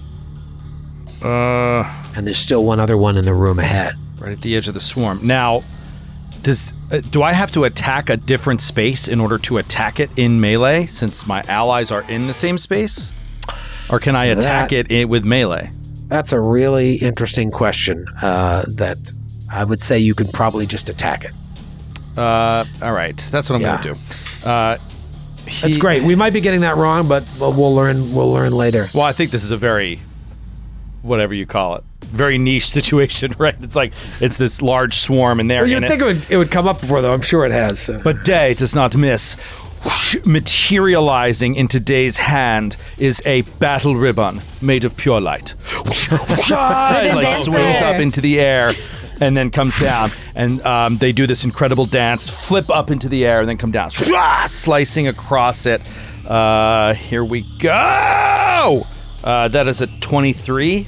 23's a hit. Beautiful. Yes. And that is going to be extra damage because I'm photon attuned. That's not precision damage, though, right? No, it is not. And so I'm going to do... that is 20 points of fire damage. 20 points of fire damage? Yeah. All right, Photon attune, it's yeah. They scream, a bunch of them shrivel up and fall. Mega damage there to this swarm. Nice. Yeah. Very... 25 points. Holy shit. 20, that was just great. 20. Wow. 20, yeah. Mega damage. 20 Shout out to Palladium's Robotech. And then, why not? I will just attack again. I'll do the same thing again. Okay.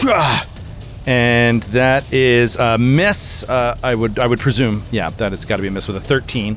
13's a miss, yeah. Phew. I already did a knowledge on these things essentially, so that's kind of out of question. Well, here's the thing: you did the knowledge on like them as individuals, but now that they're a swarm, there might be some more information to be gleaned. Okay. Can I roll society? Is that useless? No, it's not useless. Okay. Yeah, go ahead. Okay. Nature would be better, but or 10. something scientific. Yeah, you don't know. So yeah, slice once, good hit. Slice twice, wah, comes around the backside, miss. And then, what is this thing? And does not get any information. But gonna stay in that square. Okay. It is the other one's turn unless Obadiah wants to go. Nope. Okay, so smartly Obadiah stayed there. This one is going to move 30 feet into the room, and then is going to move again over Day. Day, give me a reflex save. Reflex, you They'll say. crawl over the console and land on your space. Ew! That is a 28. 28. Okay, that is a basic save. You're going to take 3 points of damage as they start biting at you, and you're nimbly moving out of the way. I can do this all day. That's the end of round one. It comes back to top of round. I'm going to take my turn now. Obadiah's going to go. Okay, go for it. Yeah. So Obadiah is going to step back 10 feet into the room, and then she is going to unleash a full automatic attack on the pair of them at once. Oh my god. While ignoring or exempting my two allies. So they're going to both need a reflex save, please. Oh, reflex geez. save. Okay. You got it. Okay, let me get their reflexes up. All right, first one rolls a 28. Second one rolls a 24. Okay, so they both make it. So they both take. They both take 9 points of piercing damage. 9 points of piercing damage. Okay, so you notice the one that's on Day's space also doesn't take all of that. Neither of them take all of that, but the one that was on your space is in really bad shape. There's only a few of these things left running about trying to bite Isef. Oh no, Isef, you're out of there. It's Navasi. But the one that still looks pretty strong that's on Day. So that was move, and that's 2 actions to go full auto? Yep. Okay, great. Now it's the end of round 1. Now it goes to Navasi. Navasi, these things are still crawling all over you, trying to find a way to bite. What do you do? I definitely want to get out of the swarm, so I think she's going to move back. Oh wait, Yeah. I get a new. I now have a reaction in because I went right. They reset on your turn. This is about. I've never had this many reactions before. Yeah, the reaction... On your turn, you gain 3 actions and a reaction, right? That's the way it works. Joe? You regain your reaction at the start of your turn, Yeah.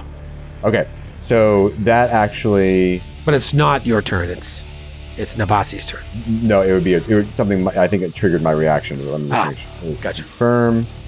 Wait, you don't have your reaction until your next turn begins. I have had my next turn. Since I took that Because reaction. he used a reaction to move when I did the directive, and then he had a turn. You pre-spent that reaction. Oh. Just as I did. pre-spent the reaction I would have gotten Yeah. on the next turn. No, on your first turn.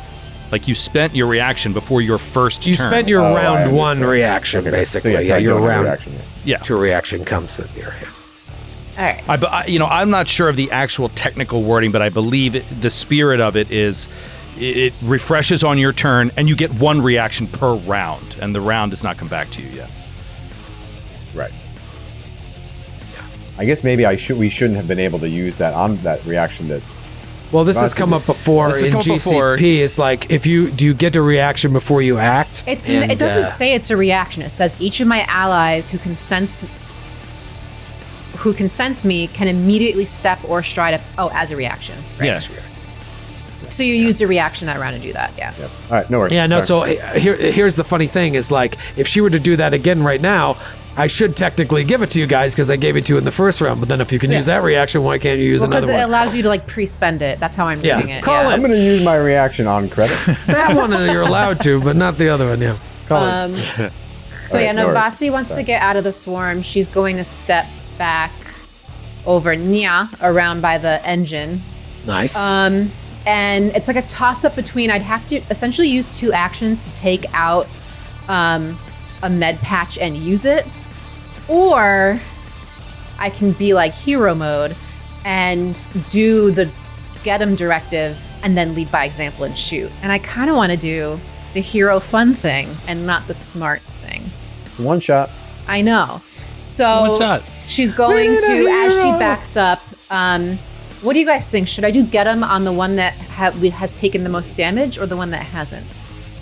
Probably the one that hasn't, because we can Okay. probably finish off that one pretty quickly, I'm thinking. So she'll do get him. I would say on the one that has the most damage, because it hasn't gone yet in this round, it will go before most of us, and if you kill it, that would be huge. But we would have to know it was within, you're just firing a single bullet at it, right? Yeah, And it has DR. and then it's the piercing. or so, resistance, yeah. So I'm gonna Did you learn anything about assets? Can you talk about that real quick?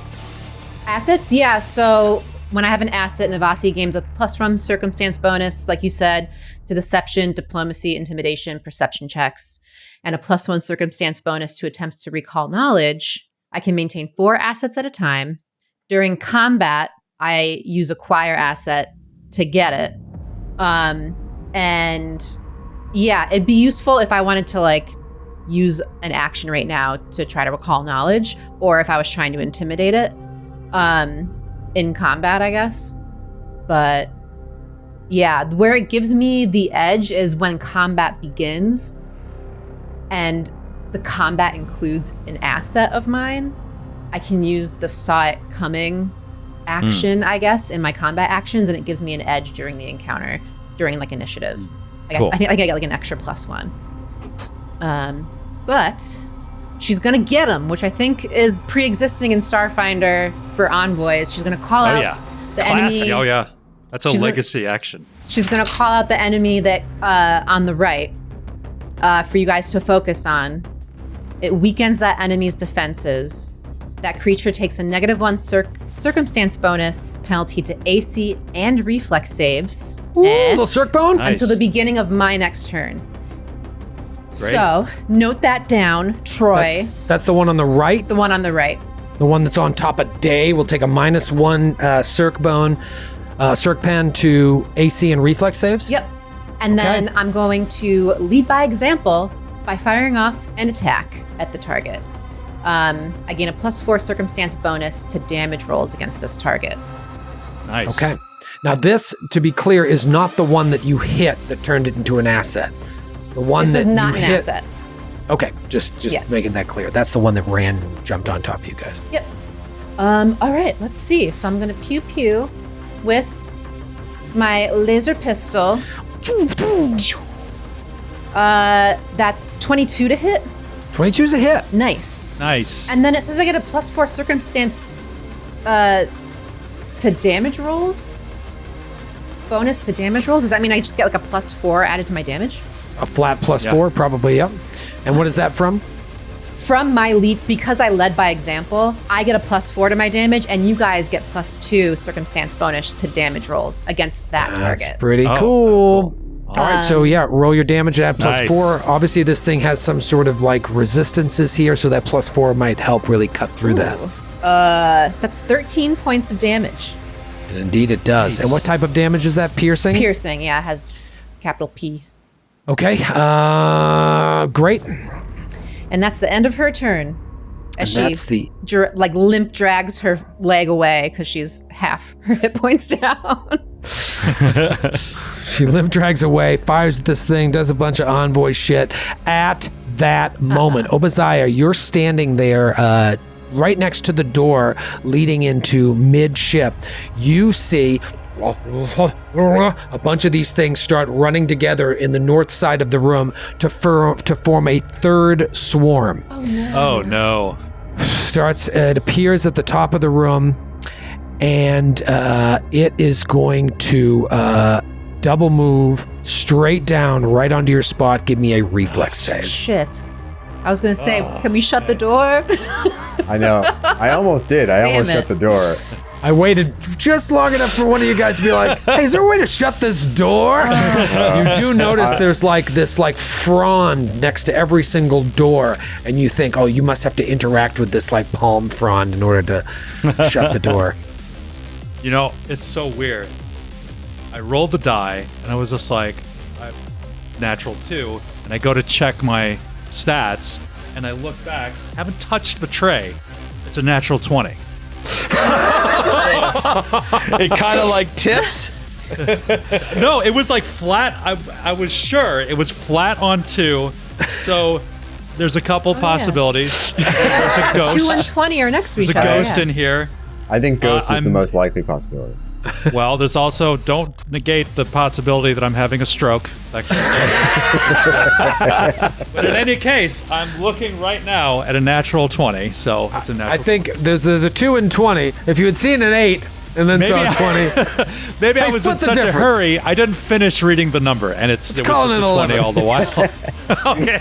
I love it. All right, so that's we'll fair. say critical success, you take no damage. Wow. Nice.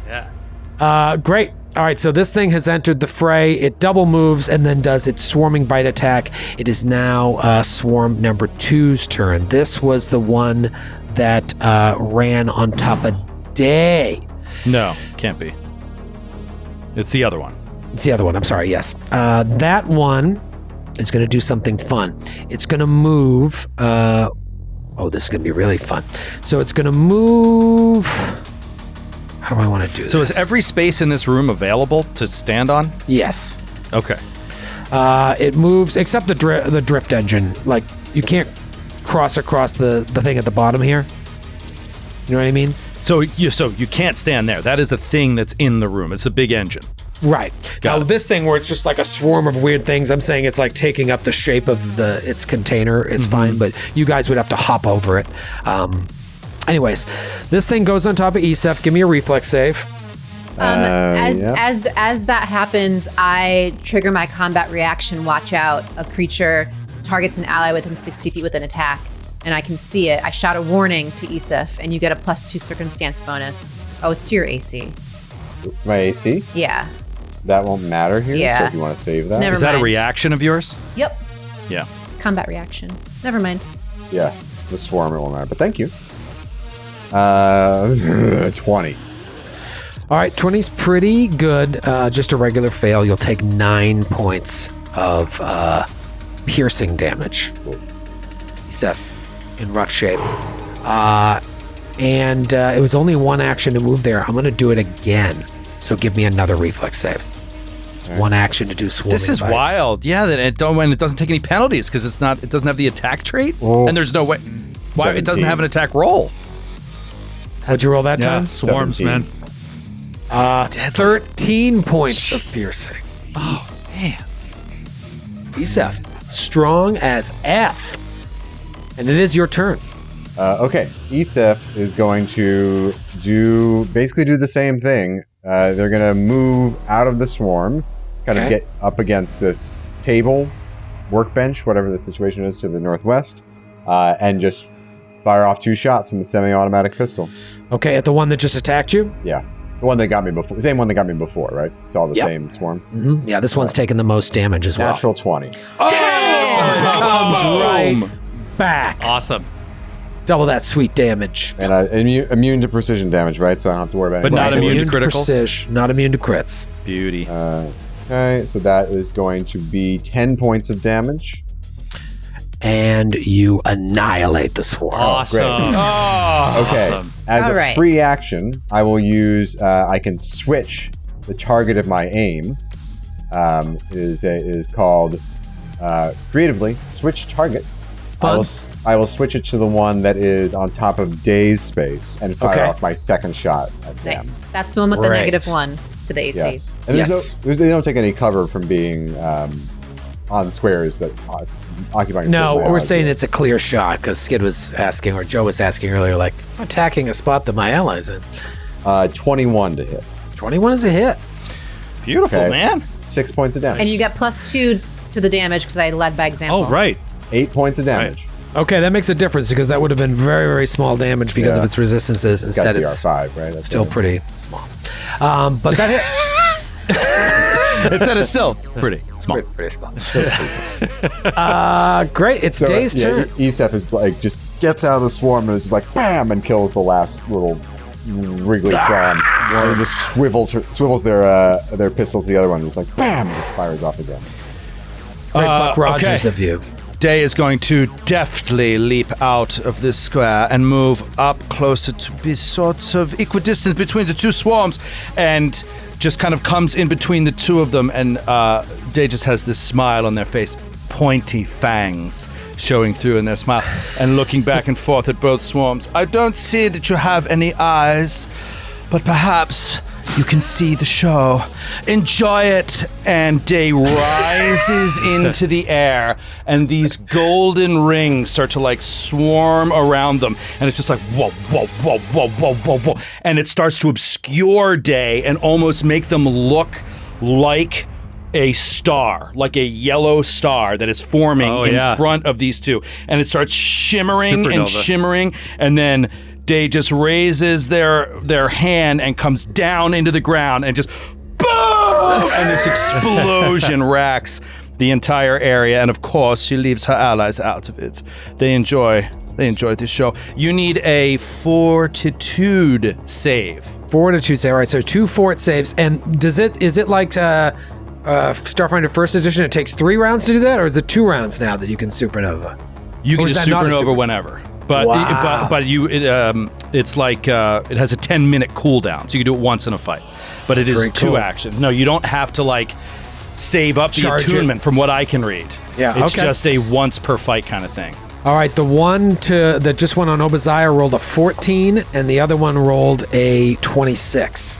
26. Okay, so the one that rolled the 14 takes 26 points of fire damage. Oh my God. And I can tell you that kills it because it was weak to fire. Wow! It just annihilates the one. And the other one Obadiah. takes 16 points It of takes fire 18. damage. It takes 18 points of fire 18. damage. And that one's dead as well. Wow. Dang! I mean, could you think of a better situation for a supernova? That was like ridiculous. yeah. That's perfect. That was perfect. That's insane. And Yeah, so, they were yeah, both just- weak to fire, so they take 5 again, and that's enough to kill them. And so, yeah, just so you know, you can increase the range of that to 30 feet by reducing the damage dice to D6s. But if they're both within 15 feet, you can do a D8 of damage. Amazing. So yeah, D8s of damage, and at 5th level it's 5D8 damage. So, it was awesome. Cool. All right, so something really interesting happens. That fire damage, as you shoot the one to the north, that like slime that's all over the space there in front of the door that leads into the next room that's completely covered in that, it starts to catch fire, and it's just like Fire's and very so bad in space. As it catches fire, it Obadiah takes a little bit of damage from it. You take 2 points of fire damage from this hazardous terrain, and then you have a time to like step just south of it and get away from that explosion. Had anyone else been in the range of that could have gotten real ugly. But the fire burns for about 18 seconds and then sizzles back down, and you still see this green residue. It's super, super thick throughout the room. And so you imagine that like all of that is flammable. So if you had done that fight in that other room, that fire would have caused a chain reaction that like everyone would have got hurt cool. every time you did it. But they would have gotten hurt too. But yeah. And they're weak to Yeah, fire, yeah. so they get Right. hurt again. Yeah. But yeah, we would have That's a all fun- gotten pretty fun lit up. little mechanic. Is Dave, everyone okay? you always put on a wonderful show. Thank you. I require You are so kind to say so, Captain. some repairs. Yeah. I am concerned I will start to malfunction. Let's look at this comm patch thing, or the Tactical med patch. patch. Well, can patch. anyone do medicine? Can we do treat wounds? I can. Navasi has battle medicine, but I'm Oh. also trained in medicine. So medicine. you're great. You can do. Well, no, yeah, medicine. you don't do Yeah. battle medicine. That's like in combat. You Yeah. save that. Forgot about that. That's great. But yeah, you could do treat wounds. Cool. I mean, save the med patch and do treat wounds. You need 10 minutes anyway, right? Right, Day? Oh yes. All right. why don't So we- Yeah, Sit Day here. is like. You want to say we hang here for as long as it takes to get us all up to full, and just as the captain patches us up. Sure, can she do enough to Well, I don't know that. Heal I you. mean, that could be Yeah. hours. I don't know that we want to do that or can really do that. Recovery. 18 on treat wounds. I've never 18 done this before. points of healing. No, 18 as my medicine check. That's success. there So, you go. Okay. so 2d8 healing. 2d8. Let's see. It's 4. Oh, This is brutal. gonna take forever because I'm down like 20 something Yeah, as well. we got and hurt. you can only do that once an hour on Yeah. ESEF. This is a tactical med patch. Yeah. Yes, it should say right on your sheet. But yeah, I believe 3d6 it's- plus 3d6 plus 6. All right. Oh, it's great. Yeah, let's. Oh, And you that's guys awesome. got I have a few of them. commercial med patch, which is only 1d6. I have a Sorry, commercial. Kate. What did you heal me? I missed that. 4 points. 4 points. I have a commercial med kit too. I am down more than half, so maybe I'll use my tactical med patch because I'm at 23 hit points of 63. Well, we might have to just wait. I don't know. This is that would be- brutal. So I vote we wait and just 3 natural ones was pretty awful. yeah. Yeah, that's Yeah. pretty bad. Yeah, I mean, if you want to wait, we can Yeah, do so that. there's commercial, tactical, advanced, superior. Yeah. I mean, even with the tactical, if I use it, I'm still probably gonna be down like slightly more than half. So if this is only the beginning, why don't we just take a couple hours and None of you guys came with tactical, right? You just found those 2 tactical? I came with 1 tactical. I also have a med kit, but that just gives me a +1 item bonus to like these checks. Right. You probably can't do treat wounds without the med kit. So, yeah, that's an essential piece for your character. And then I have a commercial one, like the cheapest one, med patch. Yeah, I don't know. I mean, if we want to, the problem is what you're talking about here is like 8 hours or more. Yeah. Because like if we're rolling at an average of 8 hit points per hour, like, you know what I mean? Like that's what it's going to be. Let's go back to the ship, take a week off, and come back. Yeah, it might be. You might just want to start burning those tactical med patches. Yeah, I'm just going to use mine. So it's 3d6 plus 6. Yeah, there might be a med bay on the ship or something. You might find some more supplies. Yeah, I'll burn mine, but I think we're going to still need to do more healing. Yeah. I rolled well, so that's good. 18 more. So that's great. Oh, that's great. Yeah, I got 17 back, so I'm almost at I'm full. still down more than 20 hit points. That's you'll be fine. I'm only down 5. I mean, I can try to do it again on you if we're gonna spend if we get 2 hours in here. 2 hours. 2 hours. That might be helpful. All Anything. right. Let's try What's your one harm more you? time. I'll roll a natural 1. Fuck, it's lower. It's It's a DC 15. I pass. It's 17. So 2d8. 9. Okay, great. Okay. Let's Can I have some healing? Oh jeez. Another hour, or do you not have a med? No, it doesn't take another hour. Give him 2 checks because we did 2 hours. Yeah, so you could do them you both could do within each an of hour. them an hour. Oh, okay. So let's do 2 then. Oh, that was a natural 3 on the first one. So the first one I don't get. Okay. The second one I pass. And then take a tactical med patch as well. That's I 8 did. points back from me. Okay. I'm close to full, so I'll just take that. Great. Okay. Sweet. So our only path forward is up into this room to the north with all the sludge on the ground. Yes, but you also didn't fully explore those rooms to starboard. Yeah, there was useful actually stuff. Right. There was a bunch of stuff in that cargo bay, but as you were looking, Isef saw the Got swarms. jumped. Yeah, so... Do you want to shut the door to the north, just in case? To protect your back? I shut. All right. Obaziah shuts the door. All right, so you interact with the little frond, and it's just like an iris just shuts. The door is like a circular iris. Shuts. Fascinating. Looking around this starboard cargo bay, you find an advanced tank of petrol, an advanced incendiary grenade, a hacking toolkit, an infiltrator's toolkit, and a tactical radiation buffer. I'll throw that in our group chat as well. Wow. You can split those up as you want. Does any of you have a hacker's kit? Because you I can't already have hack one. without it. You do, okay. I have that, So it's and then fun. the second thing you said, the infiltrators, I also have that. I have the infiltrator's kit as well. Isef, why don't you take the incendiary grenade? Great.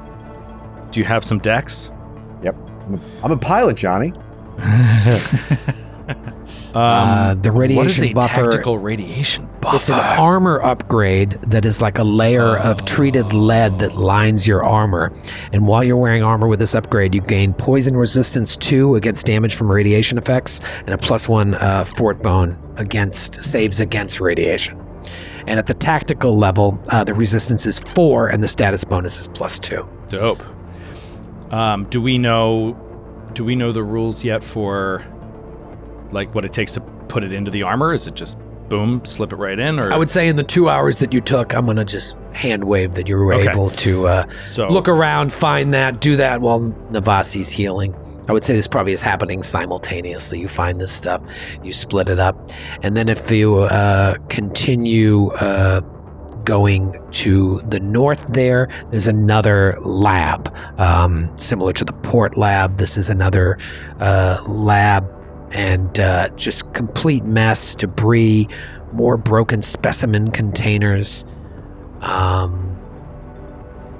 And as you're walking into the room, Navasi, you just hear this like this loud scream, like a female scream. This like this ear-splitting scream. Oh my god! Coming from like back in the room where the workstations were. the room that we were, the engine room. Where you fought Wait, everything. so none of us are in there right now. We are all together in this cargo room, and we hear this. We hear it, or only she does? Navasi hears it. Got it. Oh.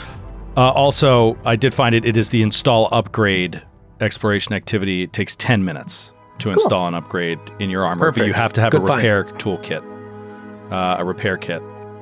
Do we have one of those? I don't have one. Oh, shit. Does anyone have Yeah, one? we don't really have an engineer or anything. Yeah. Uh-oh. All right. Okay. All right, so keep that in mind. Maybe you'll find one on the ship. Yeah, maybe. So I hear a scream. Nobody else hears it. You hear a scream from behind, but you don't know that no one else hears it. So yeah, she immediately just goes autopilot and goes, heads up. What was that? And she goes to the door and looks through. What are you talking about? There's a scream. A big scream. It was a woman, I think. I don't know. I heard nothing. Isaf, Cap- did you hear anything? What? I heard nothing. Captain, do I need to put you down? No, I already had my nap today. Thank you. You ran back into the room? I ran into the opening of the door here. Yeah, you ran up to the opening of the door, you look, and you just see a bunch of those little, like, worms laying dead on the ground, singed, burnt fire on the floor to the north where Obadiah was standing. But no one. So Door this is- still closed to the north, door open on the port side. I heard voices earlier as well, Captain. Yeah. Something strange is happening. This is the second time this has happened. Is there some sort of like knowledge check I can do to be like, there's like phantom voices that we're all individually hearing? Maybe mysticism? Probably don't have that. Yeah. Yeah, Guys no. didn't take You're very, Chick, or you're whatever very his name logical, was. Captain. No one else is hearing voices. It's just Day and I. Please stop making stuff up. You're trying to make us look dumb.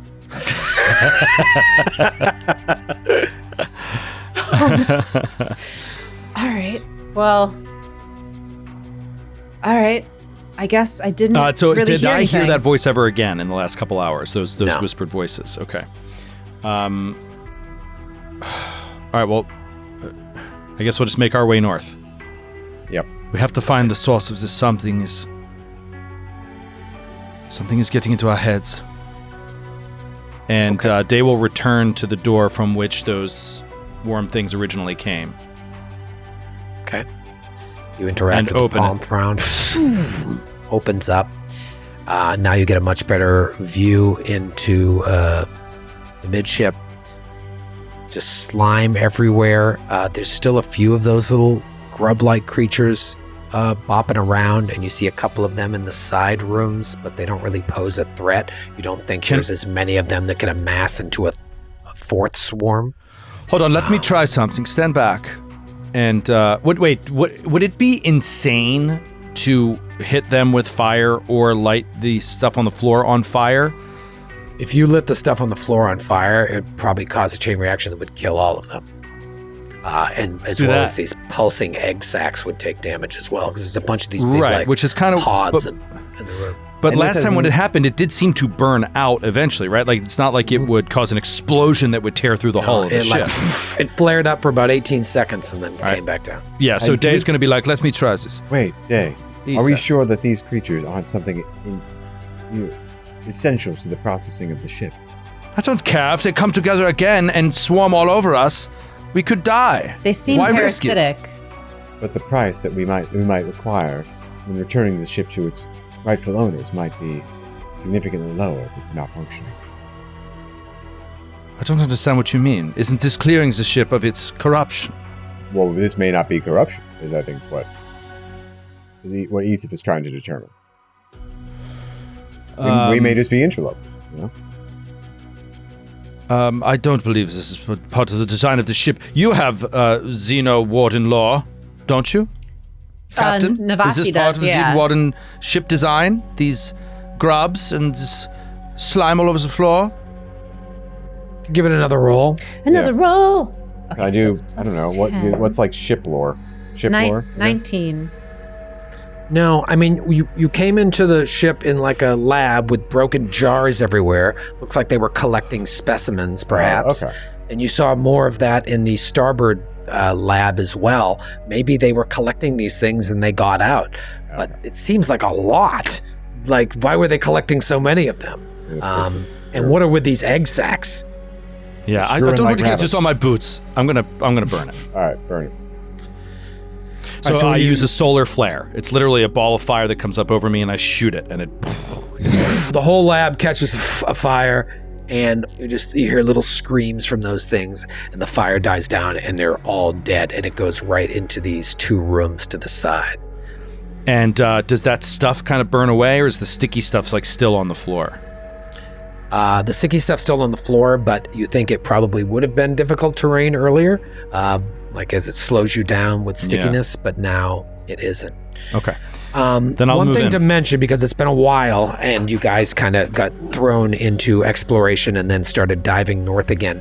In the engine room, you can see that while 3 of the 4 workstations were completely destroyed, one of them looks like it's still working. Oh, great. Can we use Yeah. that to call up logs before we proceed any further? You can try and interface with it. There are basic maintenance controls, which you could like turn on all the lights in the ship if you want. And then, you could try and figure out what's going on with the engines, maybe try and get the engines working or figure out, another, like you did with the drone, look at diagnostics. Captain's log. Ship. Yeah. Computers check. Do you want to, well, first of all, do you want to turn on the lights? You don't have to, but that's easy. It doesn't require a check. Let's turn them on. Okay. I'll take care of that in a second. And then, obviously, the drift engine is completely broken. You think it would take weeks to repair both the regular engine and the drift engine. Do you guys, anybody have crafting, nature, or arcana? I have crafting.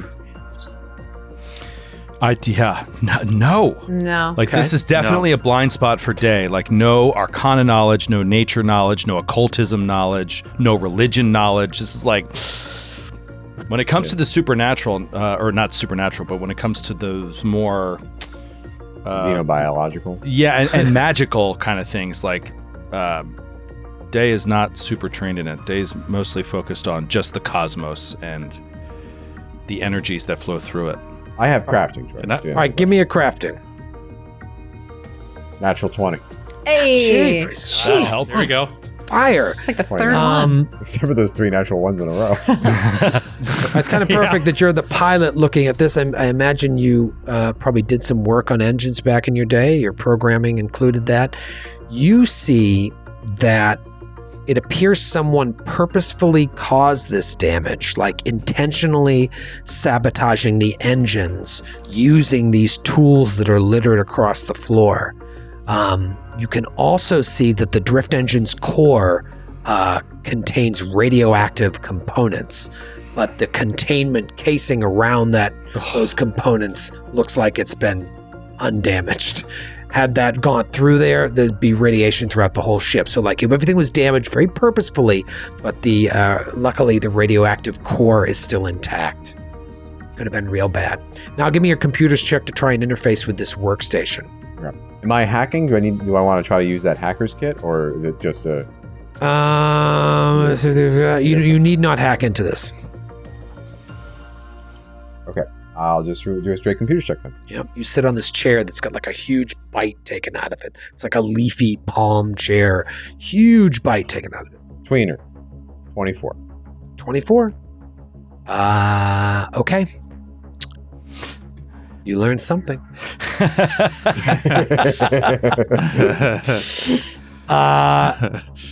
You learned that during a routine survey mission to a newly discovered dwarf planet in the vast, currently known by the temporary identifier VDP-32074-S, The crew of the Xeno-Warden starship Bloom collected a variety of biological and environmental samples.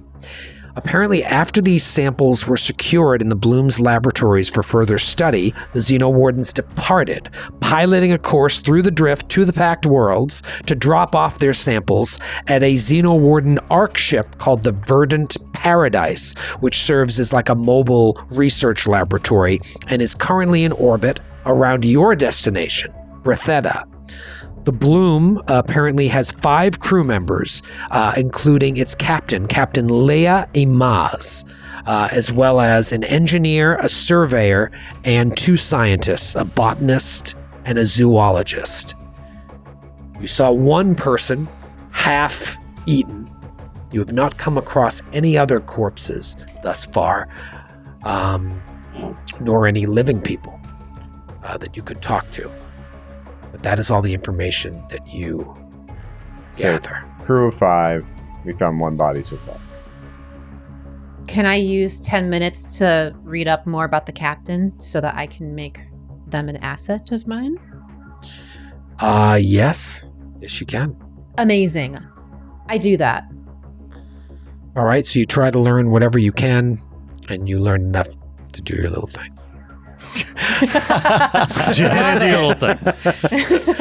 I mean, here's what I don't quite understand, and maybe you don't either, Kate. We're just learning it, but like, does an asset ever does it ever have a connotation like it's a good thing? Like you use it for a friend? So I can use it. I get +1 for deception, diplomacy, which is good. Intimidation, perception, recall knowledge, and then if I get in combat with something that's already an asset, I get the saw it coming. Like, can you only don't have even one? know what a write-off I can is. have 4 assets at a time. 4 assets at a time. That's But they amazing. do. They're the ones they writing do. it up. They're the ones writing it off. What? That's what an asset feels like. It's a write-off. It's a write-off, Jerry. It's a write-off. That's all I need to know. All right, sounds good. With the lights on in the ship, I will. I can shut off Obadiah's light. Awesome. you And can all actually, see in color. I did realize that I actually have a dark vision visor, so I wouldn't have needed the light. But it was nice Oh, to you see do? things in color, regardless. Oh, sweet. Okay. So. All right. So that's what you discover in the engine room. You move into midship. All of those little things are dead. Those sacks that were pulsating, those burn away as well. And they all like kind of scream in like a almost like a chorus in unison as they burn. Huh, really? Yeah. And Obadiah, as you enter this room, you hear this like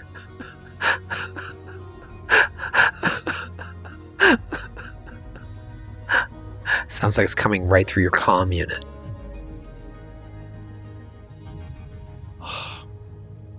Okay. Do a perception check. Yeah. There's that natural 2. Wait, let me double check. That's a 13. You look at your crew. None of them seem to be crying. You look around the room. You definitely hear like a woman crying, but you don't see anything or anyone. It seems like the 2 rooms coming off of midship are crew's quarters. Looks like there's a couple beds in each one. Perhaps the sound's coming from in there. And then there's one door to the fore of the ship. Obadiah's going to check out the room, the crew quarters on the starboard side. She's going to, like with her gun out, she's going to step through into the crew With quarters. her gun out, she steps through the starboard crew quarters. There's 2 beds. The rank and file members of the crew must have slept in these communal bedrooms. You look through and give me a perception check. I'm going to go in there as well. And I'm gonna do the one to the west, or the port side. Okay. They got a 27. Oh my god, natural 20. Oh my God, Jeepers. stop. Oh my God, what is going Guys are on? all over the place. Okay. More dead little worms on the ground. but no dead bodies, thankfully. You guys pile into the rooms. Navasi stays midship. Obadiah and Day, just walking in circles. You find a pair of mag boots in there, and a data pad filled with reports from throughout the Pack worlds about mutated flora and fauna, which whoever owned this data pad surmised was caused by strange expulsions from Octurn's hatchling. Do we know that name? Is it a capital? Does it start with an O? No, Octurn A is, I think it's one of the planets, right? Oh, Octurn's hatchling? Yeah. Okay, can I roll on that? Society? Yes. What is that thing? 21. Right, capital A, lowercase h. Octurn.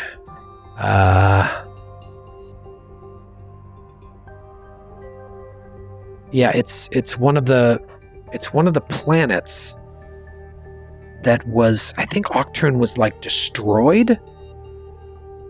Oh, Akuton? Is it Akuton? No, it's Octurn, Aucturn. I'm just looking in the Starfinder John here. Octurn is a planet-sized egg or embryo of maybe I shouldn't know this. No, Of a nascent great old one. The 10th and farthest celestial body orbiting the sun of the Pack world system. Oh yeah, I should know this. So it's an egg. It is an egg. Yeah, it's planet housing egg. a nascent great old one. Oh, it's Pluto.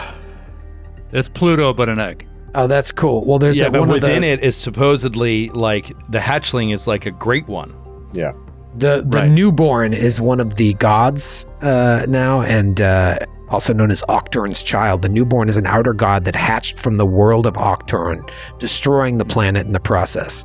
As the horrific joy of so its it did birth hatch. reverberates Oh, throughout yeah. the galaxy, devotees look to this enigmatic, nascent entity as the herald of a new cosmic era. Wow, that's cool. So this data pad says it has all these reports about flora and fauna that have mutated, and assume that these strange expulsions from Octurn's hatchling. So it believes that the sort of birth of this god caused a reverberation that created mutations throughout the galaxy, and that's one of the things that they were cataloging. Perhaps this has something to do with these worms that were on the ship. Maybe they went to a planet, brought something back. That's what you start kind of thinking. This is wild. The birth of the newborn was basically caused by a battle between Shaylin, Nyarlathotep, and Zon-Kuthon. Jeez. What? Wow. How did they get into a fight? Zon-Kuthon, Nyarlathotep, and Shaylin walk into a bar. And out bursts a new god from Pluto. Esef, Probably Thanksgiving. you look around the crew. Thanksgiving after dinner. you look around the crew quarters on the port side, and you find a jetpack. Ooh. Ooh. So now you've got another jetpack and another set of mag boots you're going to have to divvy up. You also find this like old-fashioned coded letter that's written in a cipher. You'll need a society check to try and Can understand. I try to help you? Please. Yeah, give an aid. As you know, Captain, I am mostly useless with society. You are? Well, maybe you want to try to aid me. I'll try to aid you. Yeah, my society is I'm +2. Mine's So, 12. Oh, natural one. Ugh. All right. you know what? I aid you. Oh, okay. Awesome. Oh, great. So that's a +1. +1 for me. All right, let's go. But I have to negate Joe's? Yeah, can't remember what happens I was looking if you if there's fumble a on an aid. critical failure. Yeah, your it's a ally critical takes failure. a -1 circumstance. All right, so thought there was. flat check, Kate. Doesn't matter. Okay. I rolled a natural 1.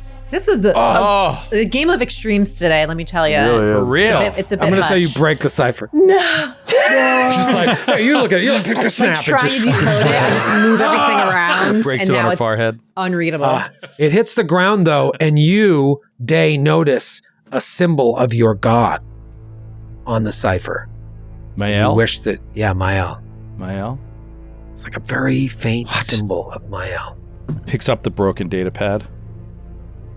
This is Mael. This ship. Perhaps it was New Polonus, or at least the person on this ship was Patra. Wow, interesting. Can I examine the area for Absolutely. like any other like knickknacks or artifacts or even just fur or something like that, that would indicate the presence of a Patra as a crew member? Mm-hmm. Perception, I'll roll. Natural 1. What the hell is going on around here? Don't you have that feat with natural ones or no? That's a save on a saving throw. Critical failure. Natural 1. So you're standing in this room on the port side looking at everything. And you don't see anything of import. And you turn back to look. And across the way, on the starboard side, the room you were just in with Obadiah, you just catch very quickly a woman walking, like, past the doorway. Obadiah, there's a woman, humanoid. Did you see her? She passed behind you, or was it in front? Behind. Behind you. Turn around quickly. Navasi also I turn around and whips unload around. a full clip on the Into door. the side, into the hall. We start venting oxygen out into space. You just fire on a wall. Day starts just running across. Yeah, Esef will also run across. Like, I mean, they almost seem to be floating, like with the way they move, like a dancer, and up next to Obadiah and looking into the room. I saw it with my eyes. I'm not just hearing things now, I'm seeing things as well.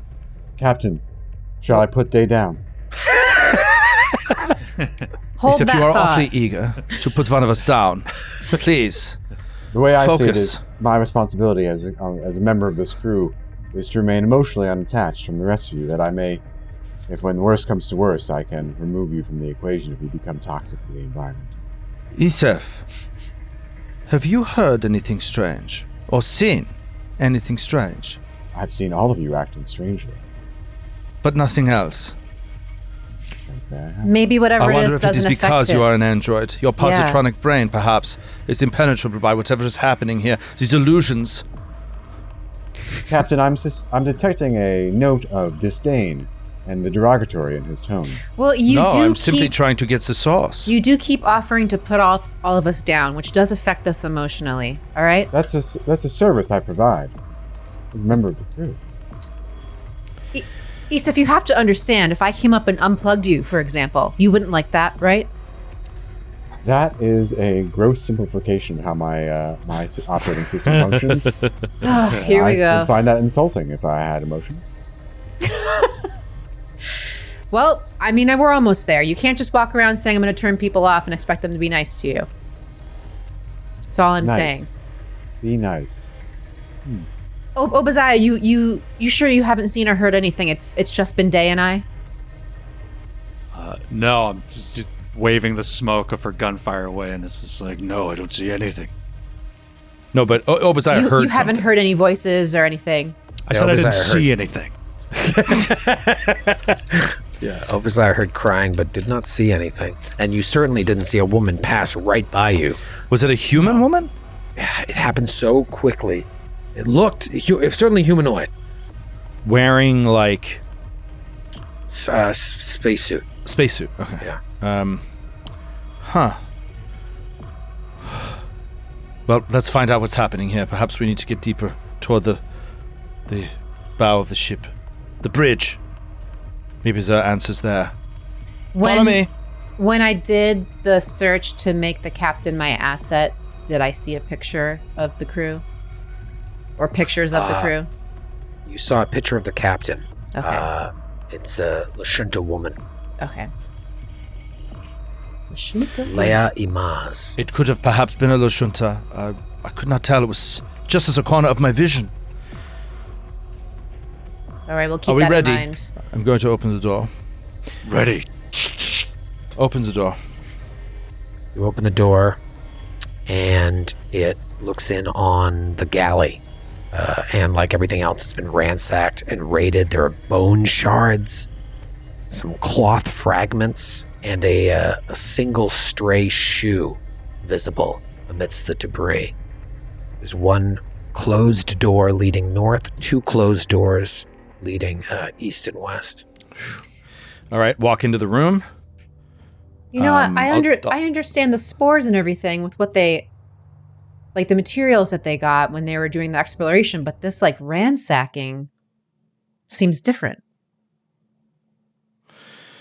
Okay, I'm going to do a perception in this room for anything like under the table, anything that's trying to hide or that has been hidden. 20 perception, dirty 20. You don't see anything, though you do find it strange that every door you've encountered thus far has been open. But but this door into this room was closed, and once you got in here, all these doors are closed. Whereas every other door you've come across has been open thus far. All right, they'll move to the port side. Okay, sliding over to the port side open door. Just like the other door, Iris opens into a washroom, and you actually see camouflaged behind a hanging garden coating the wall another airlock you didn't notice when you were doing a visual scan of the ship. It's like a hidden airlock up there.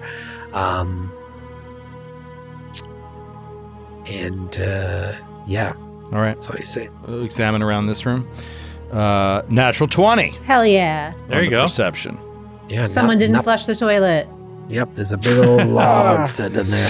And you found it. Just a big old sad log. It's stained the bottom of the toilet. Praise log. Smells. All right, Day will move over to the starboard side, do the same thing, open the door. Trying to move quickly here. This is interesting. So this must have been the captain's quarters. Ooh. Your asset. I'll walk right in here. Just like the washroom, another airlock door that you realize now when you were looking at the bloom, these two airlocks towards the fore of the ship were like covered by some of the fronds. So there are other ways in and out. And give me a perception check. Perception. Let's go. 27 for Day. Nah, 17. You find a repair kit? Awesome. Find a repair kit. Yeah, no, you see that it looks like someone came through and like grabbed a bunch of stuff here in a hurry. Whereas everything else looks ransacked, this looks like it looks very meticulous in the way that it was done, like for a reason, like someone left here in a hurry. However, you do find an advanced laser rifle and a spell gem of personal gravity. Oh, cool. Advanced awesome. laser rifle. Spell gem of personal gravity. Yeah, personal gravity is a spell. I'm looking at it right now. It's a 3rd level spell. You alter gravity's effects on you. You treat gravity as if it were your own choice of one step higher or lower. For example, if you were in an area of low gravity, you could either choose standard or 0G. While the spell is active, you reduce the distance of any forced movement that would affect you by 5 feet, and you ignore being clumsy and untethered because of gravity effects on you. And that's a dismissible spell. So I'm not sure how spell gems work, but that's pretty cool. Because, for example, 0G, I think you're untethered, clumsy, and off guard, right? But with this, you would lose those effects, and you could also change your if you 0G to low G instead. So there's one of those, but that's all you see in this room. Someone left here in a hurry. When the captain knew something was happening and packed up and tried to get out of here. When a weapon is advanced, what does that mean? Because I'm looking in the rule book and I'm seeing laser rifle. It gets a +1 to hit, and it's 2 damage dice instead of 1. Okay. Thank you. Spell gem is kind of like a scroll. They work like scrolls. It's a consumable, but you have to have the spell on your spell list to use it. You just hold it in your hand, and then it bursts, and the spell is activated. It's cool. Should we roll off for the rifle? Because I think that would be useful for a bunch of us. Yeah, the captain definitely wants it, and I think she should get like a +4 because she's the captain. Yeah, I mean, She's literally it's the kind of boss. actually. It's I don't. If the captain, it's kind of her call. Like if she, Right. What do you all have? but I it's have also an her advanced, call to allow a roll off if she wants one. I have an advanced laser pistol and a semi-auto pistol. Does I just have a semi-auto pistol. okay? The way you said Yeah, I that. love it. Okay. I just have a pop gun. You can have this advanced laser rifle if you stop asking to put down your crew. It's really bumming us You out. stop asking to kill us. Stop Find asking if you other can kill words. us all. Here is a really cool rifle. Deal? Seems like a It's a pretty good Deal. deal. deal. Awesome. So plus 1 to hit 2d8. That's sweet. Nice. One unexplored door. Yeah. Heading door to towards the front of north. ship. Okay, let's go. The door to the north. Door to the north. Yusuf will palpate Whoa. the front. Ooh, is this the Ooh. bridge? It's so cool. It sure is. Oh, we made it to the bridge. The bridge, Back to the bridge. of Hey. Bloom Take it to the bridge. is surprisingly pristine. You do see like some blood stains on one of the consoles, but they're dry and everything else seems intact. Whereas the rest of the ship, you know, the engine room, workstations torn apart, drift engine almost leaking radiation. Here, everything is nice. The air in here is chilly. And suddenly, all of you hear that weeping sound that only Obadiah heard.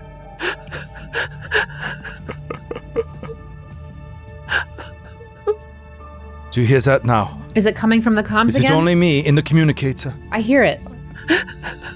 It's now echoing through your comms, and you hear it in static, like. Who are you? Can you hear us? This is the crew of the Overhaul. We're trying to save you. Please respond. Yusuf Shut almost up! says it. Stop crying! What are you all hearing? Wait, Isif doesn't hear it? Yusuf doesn't hear it, right? All of you hear it. Oh, I including hear it Issa. now. Okay, great. Yeah, all four of you hear it.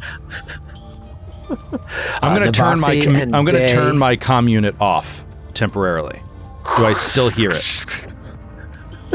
You do. Oh shit. Yeah, it's coming through both. Day and Navasi are on the bridge. Obadiah and Isef, what do you do? I step onto the bridge as well. Can I go to the... Is there anything I can do to kind of trace the source of the signal now that I can hear it? You're looking for the source. Give me a perception check. 15. Seems to be like everywhere all at once. It also seems like it's coming from behind you, and you turn around, and through all the open doors, you see like a figure of a woman walking past a doorway from behind. But then all of you simultaneously start to feel the presence of some large beast, and it's just like vroom, vroom, vroom. You see visions of something moving around on the bridge, and all of a sudden you feel your body being buffeted by attacks. And we'll be back right after this quick break. Buffeted by attacks. Here we go. Jimmy!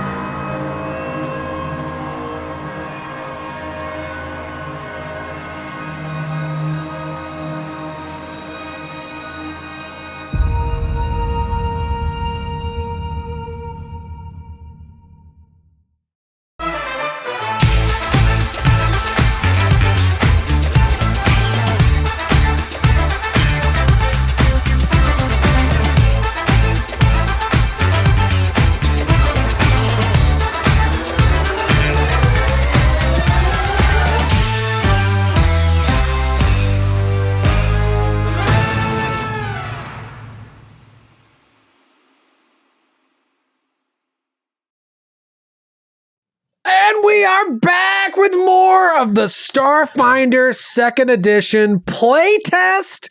Oh, it's good to be back. And I feel like I pushed it a little long. I wanted to like take a break at the 2-hour mark, but we were having so much fun. I was like, let's get him to the bridge. Can I take him to the bridge? Take it to the bridge. Roll for initiative. Something is going shit. on here. Boom, salad. I'm going to change up my dice for this. Oop. Sha-la-la-la-la. All right. Sha-la-la-la. Day, what'd you get? 24. 24 for Dale. Obaziah. 15. Oh, I'm not Obadiah. Remember your own name. I am malfunctioning, Captain. I am malfunctioning. Should I put myself down? Should I put myself down? Navasi, what'd you get? A 22, unless we are fighting the captain right now. Okay. And then what would it be? Then I'd have a 23. Oh, interesting. Okay. And I can take an immediate action. So you kind of got to tell me if we're fighting the captain right now. I'm going to give you the 23 and let you take the immediate action. But that's all I'm going to say. Okay. So it's too cool not immediate to. interact to draw a weapon, step, or stride. Okay, what do you want to do? I assume your weapons are drawn at all. Yeah, I assume my weapon's out, so I'm going to step so we're not all bunched up like last time. I'm going to go, or stride. Because step is like one move, right? Yeah, step is The a 5-foot step to avoid Neowa. And then stride is one line. One movement. Any way you Just want. movement action. Yeah, Okay. you're up to the full complement of your movement, which is probably 25 feet. I stride off to the side against the wall, so we're not bunched up. Stride to the slide. Stride to the slide. Esef. Esef rolled a 21. 21 for Esef. Well, my goodness gracious. You get onto this ship and you walk onto the bridge, and unlike the rest of the ship, this one, while you do see some dry blood, looks like pristine and totally intact. Whatever havoc happened here didn't touch the bridge for some reason. But suddenly you hear more of that crying, the crying that only Obaziah heard, and then you feel like you're getting buffeted in all directions by some large unseen monster that's like zipping back and forth and all around you, and you all feel your body shake while that crying continues. You turn around, you see another like silhouette of a woman walking past another open portal. Everyone except Obaziah roll a will save. Ooh. Very interesting. I'm going to use one of my fun things, my confident actualization. I'm about to attempt a saving throw or a skill check, but I haven't rolled yet, and I get to roll twice to get the better result. Okay. I didn't roll well. Not well. Not well. It's a 28 for Navasi. 28 for Navasi. Okay. What about Day? 19. Esef. So we have each start with a bottle cap or 2 bottle caps? 3. You can each start with a bottle cap. Since this is a Paizo stream, I want to honor their game as best I can. You want to use it here? I don't know. I'm not going to use it. Wait. If I crit fumble, I get to re-roll. Nah, I'm not going to use it. Let's see what happens here. Okay. Let's see what you're throwing at us. I rolled a 17. Ooh, ouch. 17. And I'm really considering re-rolling, but I feel like I'm going to want it in this next movement. So I'm not going to use it. Okay. So, Navasi is able to steel herself against whatever has been like kind of trickling through your mind since the moment you walked onto the ship. But Day and Esef are not able to, and they become frightened too. Ooh. Oh, No. gross. They're Okay. frightened too by some sort of like emotional mirage that is turning physical. I don't get frightened. She's terrified. I don't get frightened, and they're clearly terrified. Day, it's your turn. What is going on here? It's all happening very quickly. You're so scared. You're scaredy cat. Yeah, this is really irritating. This is the worst thing in all of role-playing games. It's like, you see nothing, you hear, or you see everything, there's no enemy. What do? You're like, No I don't know, discernible. stand there like an idiot? What do you want me to say? Do you want to skip your turn? Yeah, I'm thinking about You want delaying to go play or- Terraforming Mars Yeah, with other friends? Oh my god, that sounds amazing. I'm thinking about delaying versus doing anything. Man, yeah, I don't have any. By the way, correction that I got from the break was that Tailwind that I cast on myself to increase my speed by 10 feet was indeed a feat that I got at 5th level, and it's like the spell Tailwind, but it works like rank 1, so I only get it for 1 hour. So I do not have that increased speed anymore, and I can only do it once per day. So I don't have any other spells to cast. I'm just gonna delay. Delay? Okay. Or actually, you know what? I'll step out of the room, just in case that's the source of it. He's going to step out, or they're going to step out from the bridge, and I will ready an action. Okay. I will ready an action to fire a solar flare at a creature if I see it that Okay. seems threatening. Step out of the room, ready in action to fire a solar flare. Navasi, you slid off to the side, sensing that whatever's going on here has to do with the captain, but you do not see any enemy. What do you do? Is there some sort of is it just perception, just to see if I can see what's going on here or understand what's going on here? You could do a perception. Yeah, absolutely. Are you trained in perception? Let me see. Where is it? Why do I always lose it on this I would sheet? almost assume by level 5 you would be, but I don't know. There it is. Yes, I am trained. Okay, go ahead and give me a perception check, trying to figure out what's going on here.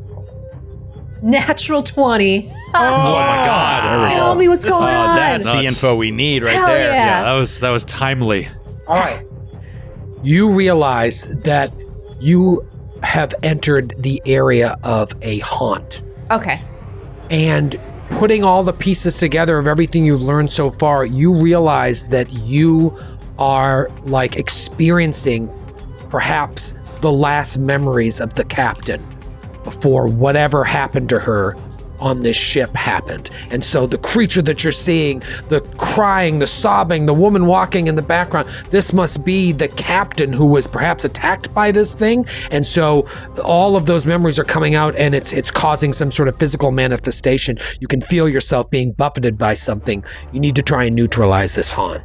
Okay. One important question about the haunt. This is going to sound like a strange question, but it is relevant. Does it have the tech trait? Like, is it something technological, or is it something purely spiritual? That is a very good question. Traits very important, oft overlooked by people like us. Speak for yourself. But people like us. People like People us. like us. It does not Americans. it does not have the tech trait. Thank you. All right, so I communicate that, it's some emotional haunt. We're seeing her memories. I think we just need to figure out how to break it. It's not a typical enemy. You still have 2 actions left.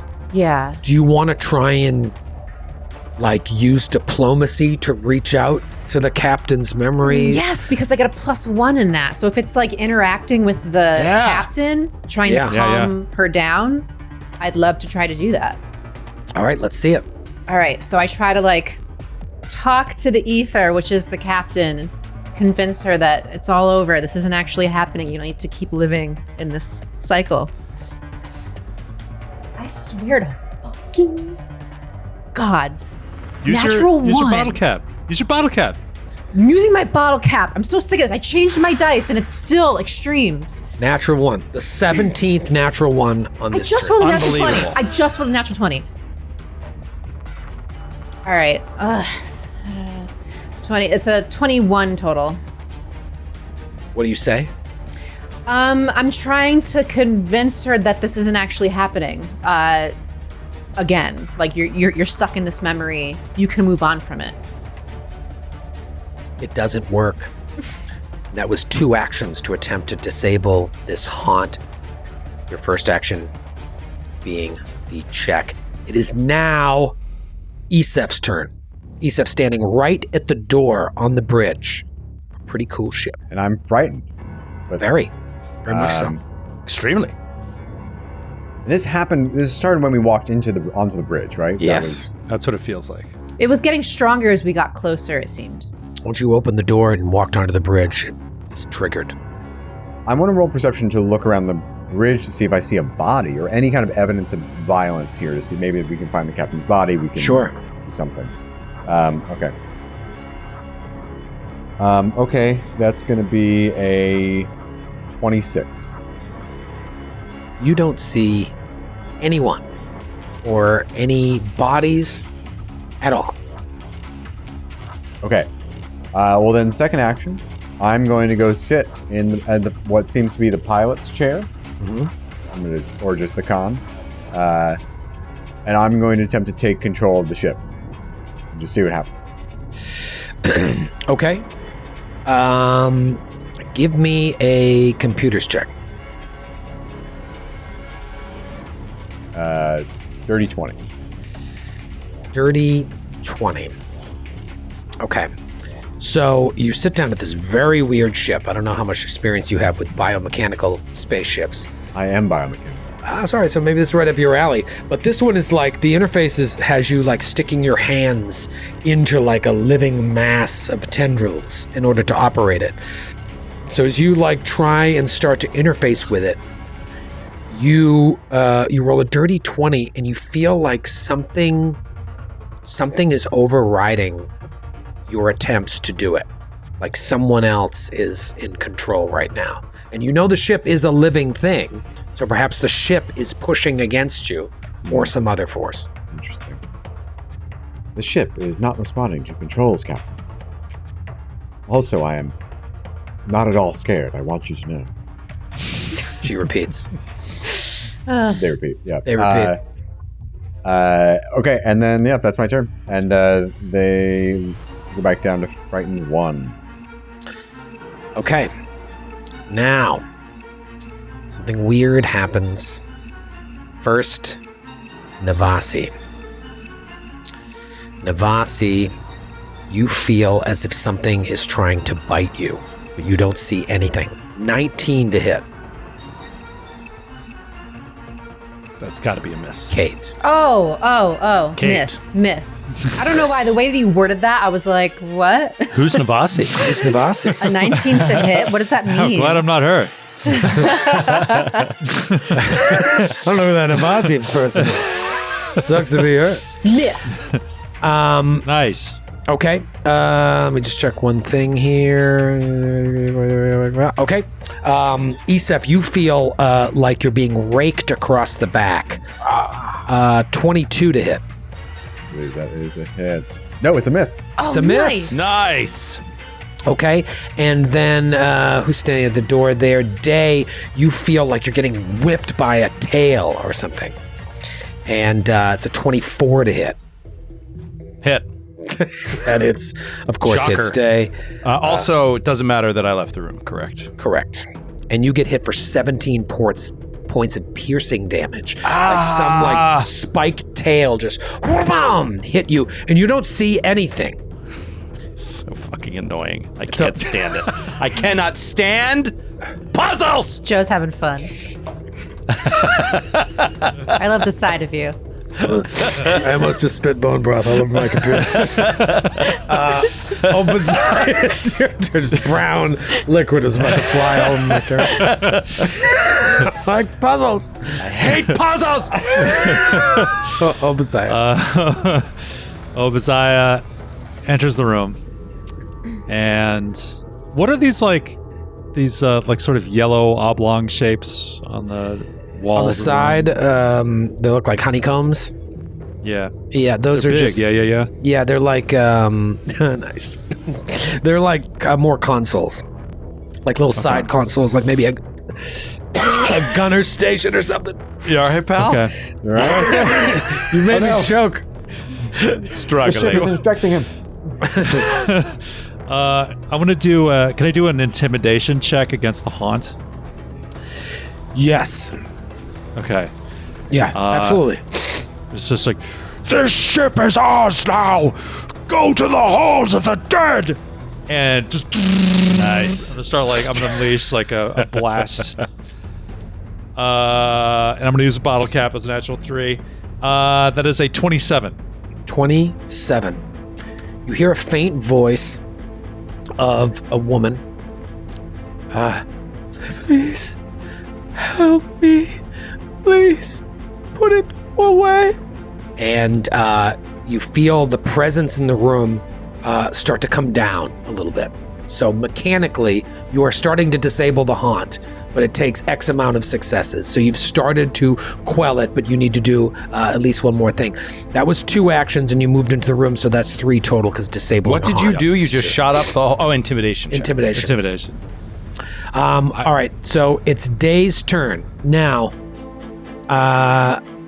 another thing you could do, Day, is like use a check to try and figure out what you need to use, and then use the other 2 actions to Yeah. roll that check. Yeah, but I don't have any. If it's a haunt, if it's religion, arcana, Occultism? none of it. Really? None A of it. Solarian without occultism? That seems... Well, it's just not Day's jam. Day is Yeah. an acrobat and a dancer. He's a dancer. Their connection with the cosmos is not spiritual. What about society? Are you trained in society? I am trained in society, but I am not interested in your knowledge checks.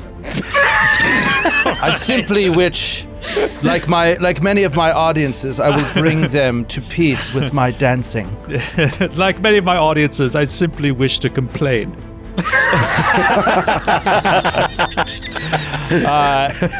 Day is going to move directly into the bridge, assuming that the source of it is here, and is going to attempt to bring peace and harmony into this place with a soothing dance.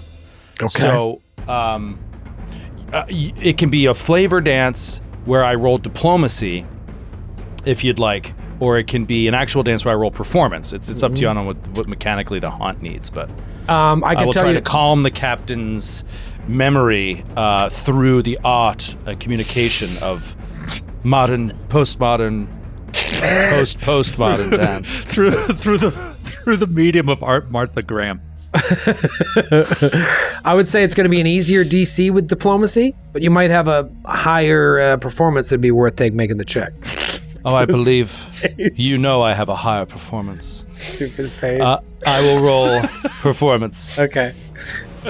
Come on, you son of a bitch, Day. Natural 2! Immediately just slams his face on a console and passes out. Troy, I'll email you this character sheet and you can play it for the rest of this encounter. It's hard because you can't see your audience. It's hard. Yeah, as a dancer, that is a very difficult thing to overcome. As they I was dancers have to look at their audience at all times. Oh my god, that's so Way to go, moment shots. I was Cunningham over here. That's your turn. Doing this dance to communicate an emotion, it just does not seem to work. Navati, it comes back to you. You weren't able to speak All right. to her the first time. Do you want to try again? Yes, I'm going to try to use. I've got another free action I can use once per day called Practice Influencer. So I'm about to roll Deception, Diplomacy, or Intimidation. Haven't rolled it yet, and it's basically like a free bottle cap for that roll. Sweet. So I got the idea that like diplomacy is kind of what I need to do, or do I need to kind of? Okay. So I'm gonna try to be diplomatic with the hunt again by saying, well, it seemed like the captain said like make it go away. So I'm addressing the monster now that she wants to go away. And based on Okay. my roll, I'll let you know what I do. Oh, nice. So that's gonna be. Wow, it's big numbers. It's like that's a 30. It's a 30. Nice. Wow. 30. So she's like, I don't know this lady that well, but I do know monsters. They live within all of us, and we can get rid of this. So she talks to the monster, and she's like, you don't even exist anymore, and I need you to feel that deep within you. You're not real. You've been defeated.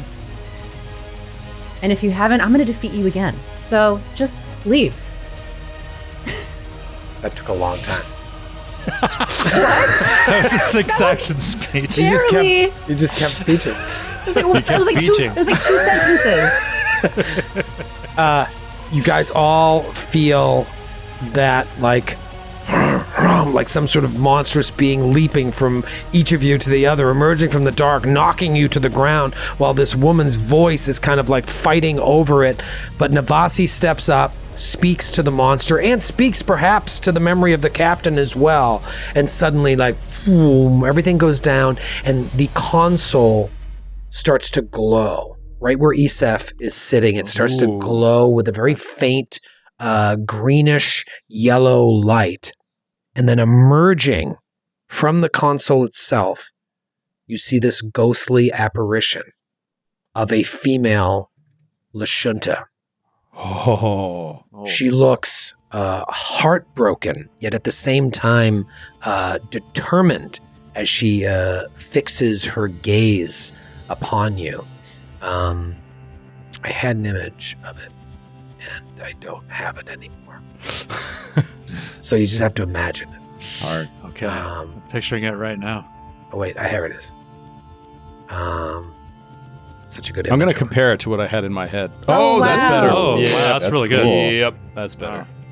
So she looks at you just broken-hearted but also determined, and she stares at you and says, "Thank you. I had always thought that death would release one's burdens, but my death only exacerbated them. My name is Captain Leia Imaz. My crew and I were on a routine survey mission to a newly discovered planet in the vast. I believe you read about it earlier, so I won't keep talking about it. You probably know by now my ship, the Bloom, is a biomechanical Xenowarden starship. Did you guys know about the Xenowardens too, or should I repeat all that? No, yeah, we remember all that. No, we Yeah. have laws, Xenowardens. We understand. Did you know that we were plotting a course through the drift to the Pack Worlds to drop off our newest samples at the Verdant Paradise? Did you hear about that? Yes. part, yes. Well, we reasoned that out based on the specimens that were all over. Did they break free? Yes, one of these samples escaped confinement. Sample 62, a simple flatworm that we quickly learned was capable of rapid bioadaptations. The creature, as we studied it, seemed to adopt the characteristics of any organic material they consumed. At the time of the creature's escape, Sample 62 was just a foot-long, six-legged insectile creature with sharp mandibles. But now, Sample 62 is a bipedal monstrosity made cunning and clever through the consumption of multiple crew members, and they have empathetically bonded with the Bloom after consuming some of the starship's floral biomass. Oh, jeez. So that's what you were feeling, Isef. Not only is the Bloom running the show, but somehow because this Sample 62 consumed some of the Bloom, it is like in harmony with the ship.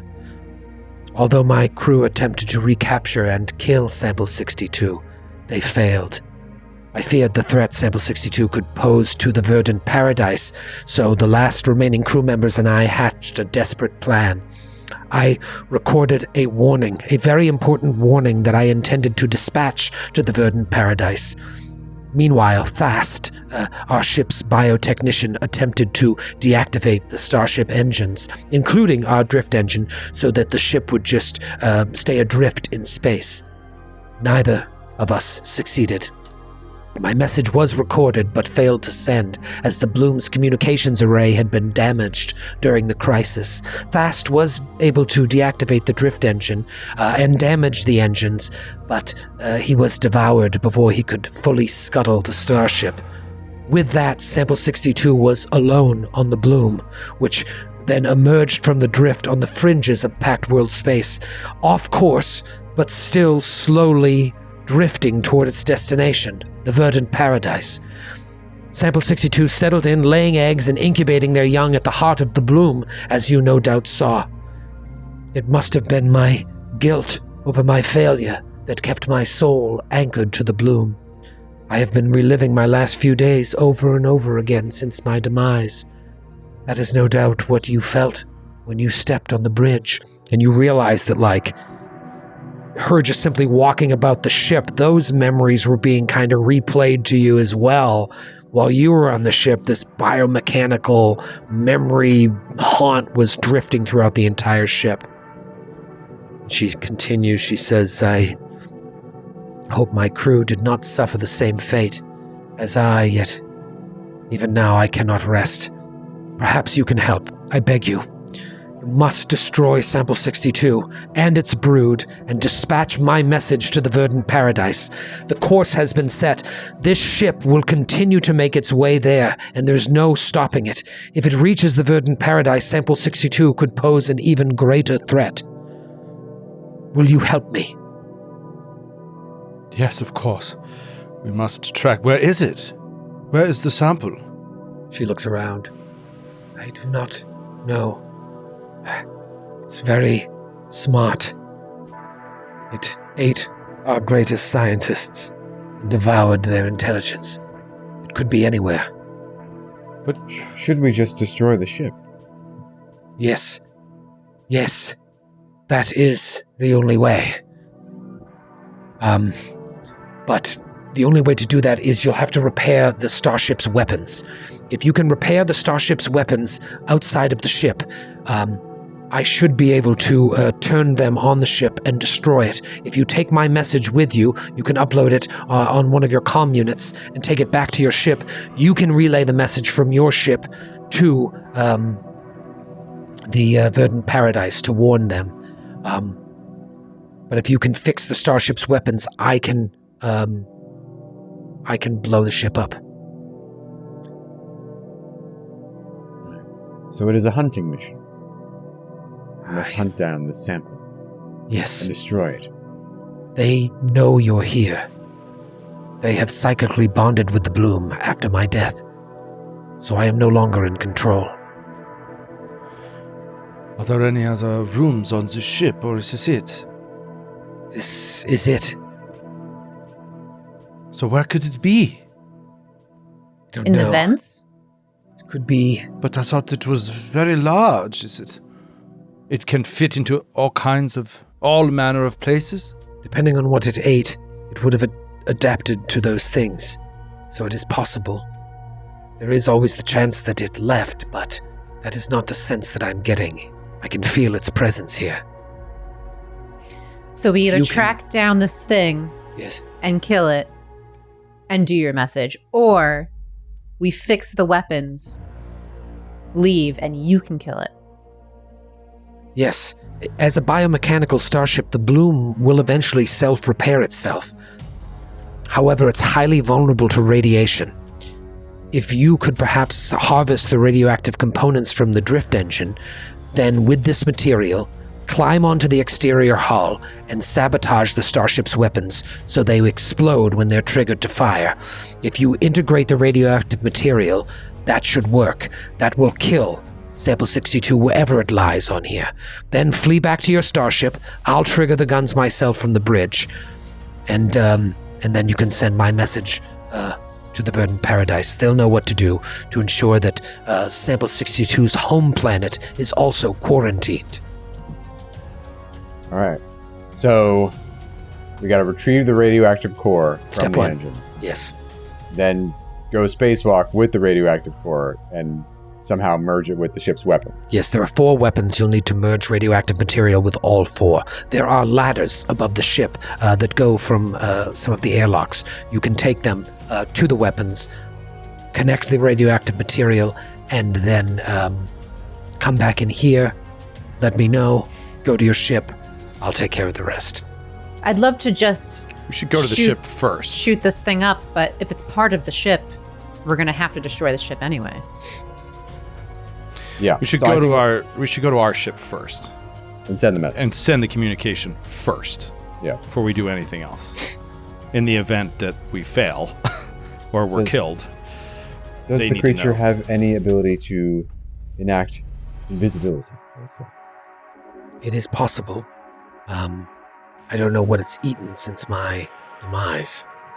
I am concerned, Captain, about bringing the sample aboard our ship. Then perhaps it would not be wise to go to your ship first. That is very smart. I didn't catch your name. My name is Isif. Are we all doing names? Just I don't understand. Oh. What? Oh, no, What? it's fine. Isef, nice to meet you. The ghost of the captain would like to know all of your names. I'm Day. Navasi.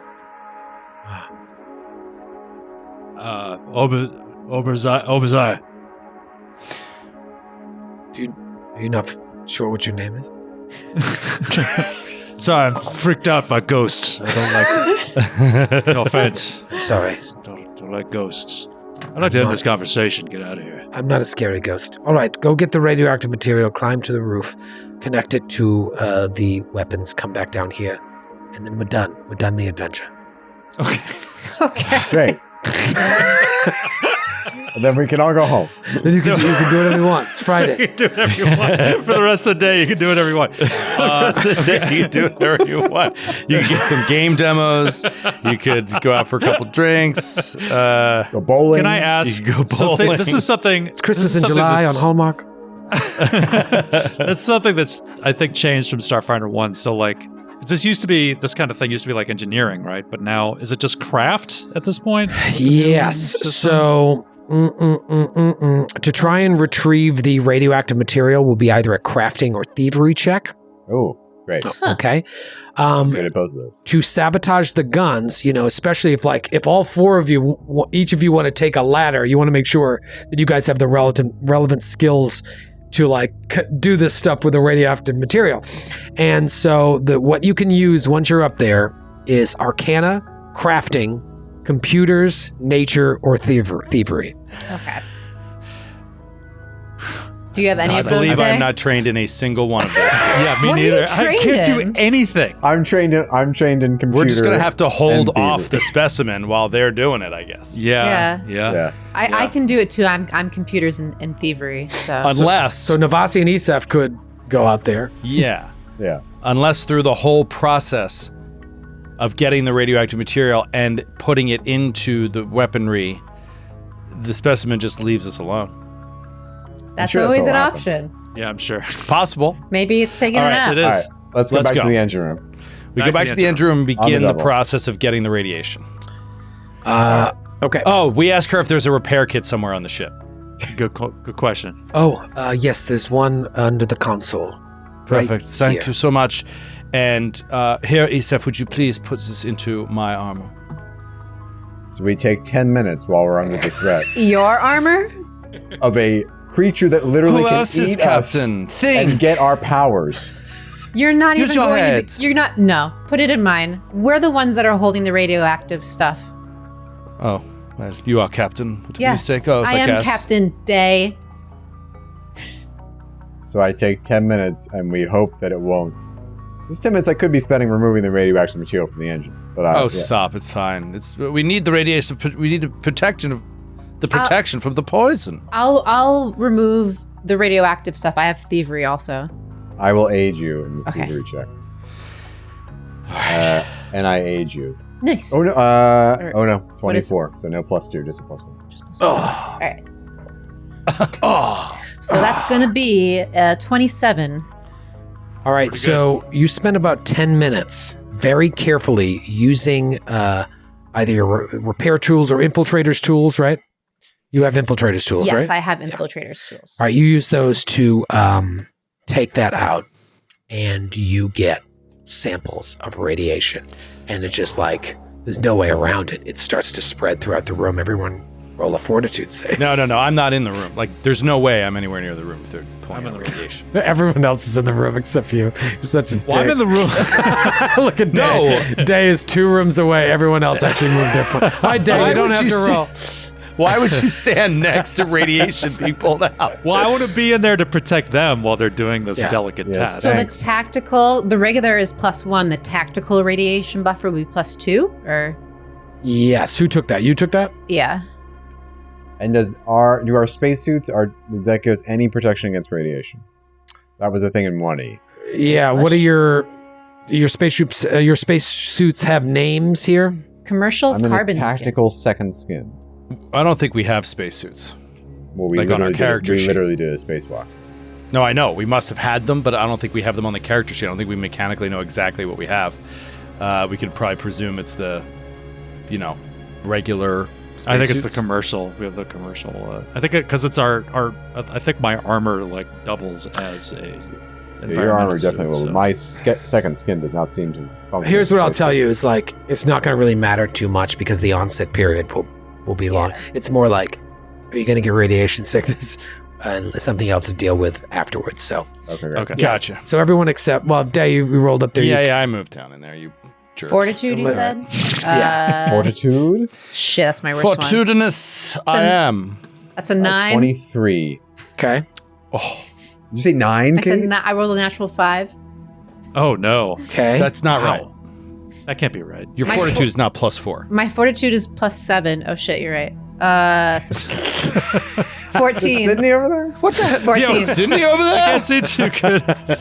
She's not the only one who can't do math. What's your okay? You guys are so competitive. 14. 14. Okay. Obadiah. Said you rolled 5. What? I got a 20. So I it's got a not just 24. math. It's also identifying numbers on a I die. can't read. You also struggle with. I've said We all this seem to have over and trouble with over. Can't read. Carry. What did you roll, Day? 30. 30. And I'm sorry, Esef, what did you roll? It's been so long. 23. All right, so only Navasi gets starts to feel like a little tired. Tired from the radiation. It makes sense. You were the one closest to it. And then you turn to everybody and say, "Who wants some?" Because whoever's going up is going to take a chunk of this stuff. Yeah, so it's got to be Isif and Navasi, right? Yeah. We're going to. We're Well, gonna we, have all, to we take- have to go to protect them. Yeah. Yeah. But you're not going to be holding the samples and No, interacting with but them. we'll go out on the hull and out do the there. spacewalk Yeah. just in case there's any danger. There's no reason to think that this creature can't live in a vacuum. All right, the way now its adaptations have. let's talk about zero G.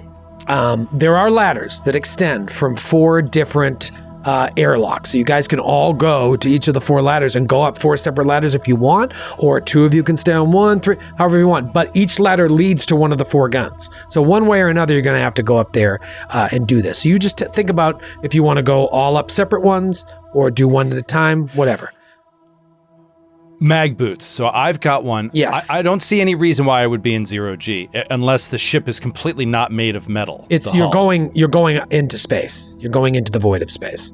Those We're ladders going on are- the hull. You're going on the hull. Yeah, it's in So zero I G. can got- walk on the hull. All right, so Yeah. let Got me- mag boots. I'll explain I to you got how them it now works. as well. So there are 2 mag boots, and then Obadiah has a jetpack, and then there was one other jetpack.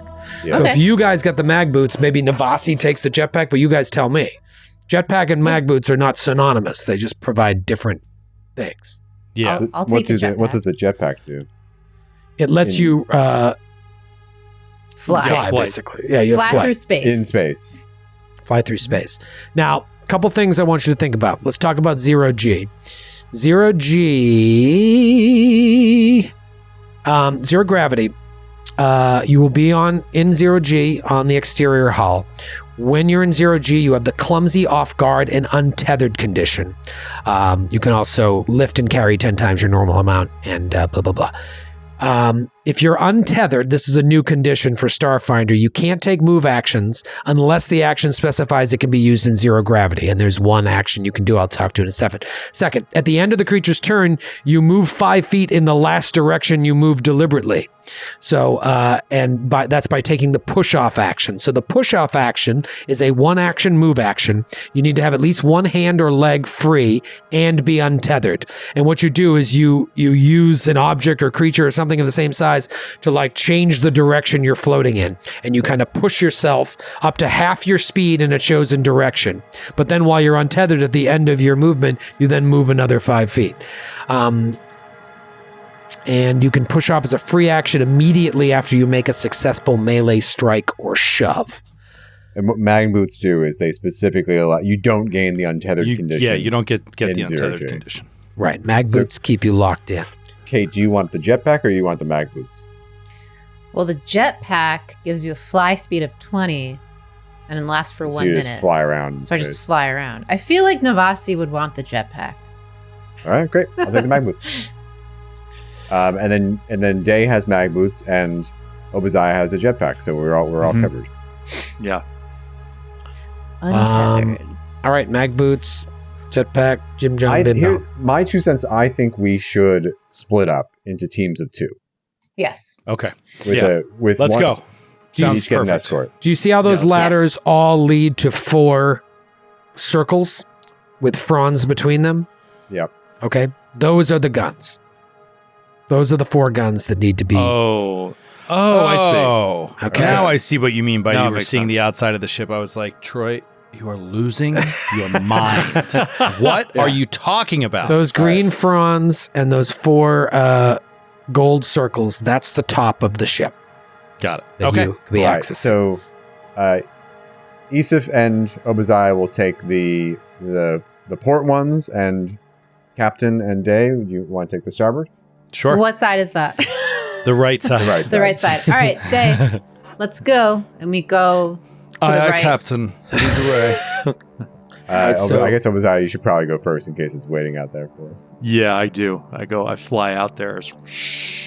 Let me go first, Submarine. Captain, and make sure the way is clear. And I don't see specimen 62. Is it 62? 62, yeah. It's sample 62. Yeah. All right. So, am I opening a door to the vacuum of space right this moment? Uh-huh. Or is this an airlock to Well, another room? No, where are you on the It's map got there? that We're green. in the starboard aft. if you open that, there's still that like bio seal. Don't forget, there's like a clear seal. Okay, once so you step we don't through have to. that. Yeah, I got it. Okay. But there's no ladder at that door. You got to go up one more room to the starboard side specimen lab. You're in the starboard cargo room. They're all in the center, Jeff. See, down here. Huh? right, okay. but we need to go out the airlock. Where is there? Oh, there's a door here. It Yeah. wasn't. I didn't see the door. Yeah, There I'll it is. open the door there if that's where you want to go. Yeah. The door was outside of my vision, so I didn't Yep, see it. Navasi's Perfect. leaving. Wait, Navasi, where are you you guys going? I'm so going? confused. Navasi, I'm going to just bring Captain, you. what is wrong with you? Right. We're right at the door, ready to Oh. go. And you walk away. All right. You walk away. Walk away. Fuck away. All right, now keep in mind the ship is moving. You look out, you see the overhaul is like moving alongside you, Randy doing his best to keep pace. And so it makes it even trickier. There's ladders with handholds, but those of you without mag boots are untethered. And there's no sound out here. It's like pitch black. You just see green. Obviously, I think your comm units would still work, but Yeah. it's gotta be terrifying. All right, so Obadiah flies out the ladder ahead of me, and I start climbing with my mag boots. Yeah. Day is going to. This is interesting. Yeah, Day is going to attune to Photon. Yeah, attune to Photon. Oh, Tom. Yeah, I'm not sure if having the gravitron would help because it pulls things to you. Yeah, I'm just gonna do Photon for now, giving myself more range, and Day will begin going up the ladder with the mag boots. Navasi flies to the first gun. I'm sorry. Because of course In you terms of the map, are we staying on this map, or is there going to be a separate map? for No, the you're outside? staying on this map, so just use your sense. The whole bottom of the ship, all those rooms you explored are no longer part of this. Okay. Right here. All right, Isif will go to the first gun. Mag boots. Oh, Day's taking off. Day's bolting. Where you going, Day? I literally couldn't get up the ladder. It kept saying you cannot pass through this doorway or whatever. Like, it was Oh, weird. really? That's weird. Yeah, we were I had just to come talking in this room in order to get to this spot. Oh, weird. Okay. All right. So, Navasi and Isef, you are there. You pull out radioactive material. You could do arcana, crafting, computers, nature, or thievery. All right. Do you know how tough it is to just like to go weave through that and not be trained in a single one of those skills? Anything. That's that you need? crazy. What are you Alright, trained in? At 5th level. What are you trained Like in? all physical stuff. Athletics, acrobatics, deception, diplomacy, lore, media. Oh, all right. Okay. Very useful for this. I see. Society and performance. All right, I'm gonna do thievery because I'm why gonna do not? thievery too. I thought it's fun. That's Oh, same okay. bonus for me as computers. So. Yeah, same. Okay. All All right, here we go. Oh, right, natty 19. natural 5. Oh, what does this mean? Natural It 5. says 17. I got 17. 29. 29. All right, so Navasi, after cracking the shell of the drift engine core to retrieve this radioactive material, feeling so sick and so tired as it damages your cells from the inside, only wondering if you'll be able to get back to a med lab to try and cure you of this radiation sickness before it really takes hold and you start going through the stages. You, just as carefully, in the void of space, attach it to the gun with care. Pull your hands away. Isef, you kind of like, it starts to like float out of your hand as you're attaching it. You thought you had it attached, but it's like starting to drift away. And so you kind of like go to grab it. Who's with you? Is it Obadiah? Obadiah, maybe. Do you have mag boots there, Isef? I have mag boots. You have that at mag boots. All right, so you aren't worried about lifting your hands up and floating away into space. So you're able to grab it. Day and Obadiah, give me a perception check. Ooh, 25. 26. Nice. Yeah. 25 and 26. That's pretty damn good. As this is all happening, you look over towards Navasi. Maybe Navasi, Captain gives you the thumbs up. You see Isef just grab this radioactive material before it flies off into space. But then you see, climbing over this portion of the hull, I'm so angry. a fucking horrible looking monstrosity. I will give you a close-up view. Oh. Oh, no. Oh, What my in the world? It's ribs around the outside. Just Describe gonna it for our say- listening audience. This I is don't a even know true how. sci-fi horror movie we're playing right now. Yeah, it's like if you combined the xenomorph from Aliens with a leaf insect and then cut it open. And then put teeth in where you cut it open. Yeah, Like the imagine ribs a are set bent of the other way, Yeah. like they're trying to get out of its body. imagine a set of ribs, like a normal set of ribs, and then reverse them so they all stab out and around Out of a in gaping mirror wound. away from each other, and it's opening this chest wound, and it's also like smiling. It's like look at it. It's going, yeah, But it has no eyes. It's You just got like like this. like patch of skin or exoskeleton that is like covering where eyes should be, and it just ends in a very xenomorph-like mouth. It has 4 arms that end in 2 long mandible-like claws and a long tail. Roll for initiative. All right. Okay. Here we fucking go. Use My a different goodness. D20. Can I roll over my perception to initiative? Sure. Yeah, absolutely. You and Obadiah can. Yeah, I'll do that. Obadiah, what was your total 26 again? for Obadiah, 25 for Day. Okay. Very good. Isef, Isef has a 29. 29, and Navasi, 25 or 24. 24. All right, good rolls. All in the 20s. All right, it's going to be Isef's turn. Isef, you have mag boots on. I do. You see this creature, and all of a sudden you feel the ship is starting to move erratically, and it was not doing so before. And luckily, you are locked into the hull. What do you do? Captain, I believe the ship is starting to move erratically. The creature might be trying to shake us off. Oh, Should yeah. I take it out? Yeah, do I have your permission to take it out? You may take out Should I put this the creature monster. down? Shall we put this creature down? You may put it down for a nap permanently. All right, let me do this radiation again first. I'm gonna try to do the radiation again. Try to attach it to the gun. I caught it with my hands. Sure, it's going to be 2 interact actions, or you can just stow it and do it later if you want. It's up to you. I'm gonna do 2 interact actions to try to get this show on the road. Lock it in. Okay. Yeah. I'm gonna do. I'm gonna do computers this time. Or do we mechanically? do we have any reason to suspect it wouldn't be the same DC? Like, is there any advantage to doing one or the other? No, I can tell you it's all the same DC. Okay, I'm gonna do computers this time. Okay. And I roll a natural 17. So that. There you go. Okay, so Nice. 29. All right, so 2 of the guns have been sabotaged. Okay. 2 to go. You have 1 action left. It's between me and the, it's between me and the other gun. So I'm just going to start moving along the hull of the ship, kind of try to get, to kind of flank out to the port side so that I can keep moving towards the other gun. Okay. Of course, everything is a wall because we're technically inside. All right, so you're just walking on the hull of the ship with your mag boots. I'm going to try to walk along the side of the tung. ship to kind of go, and let Obadiah and the others help with the creature. Awesome.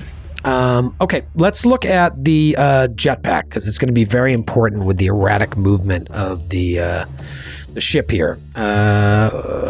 Anybody have it brought up in the Yeah. John's key?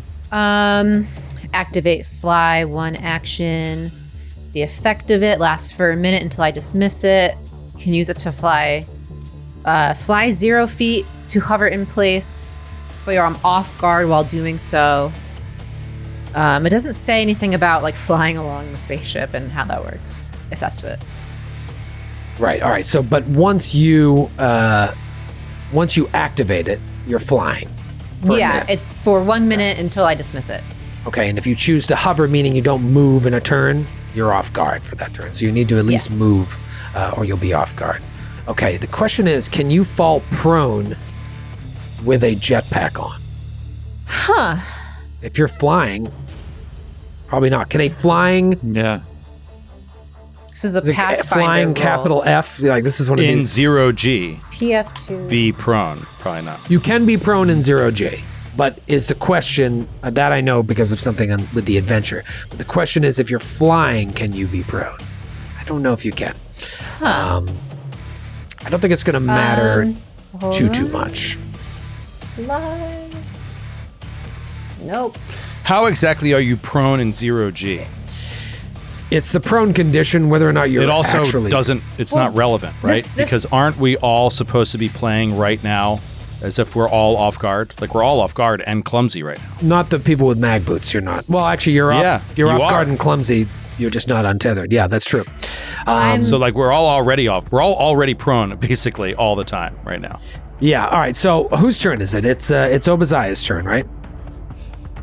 Yes, it's Obadiah's turn. So the reason I asked that is basically with the erratic movement of the ship, if you don't have mag boots, you need to roll a reflex save.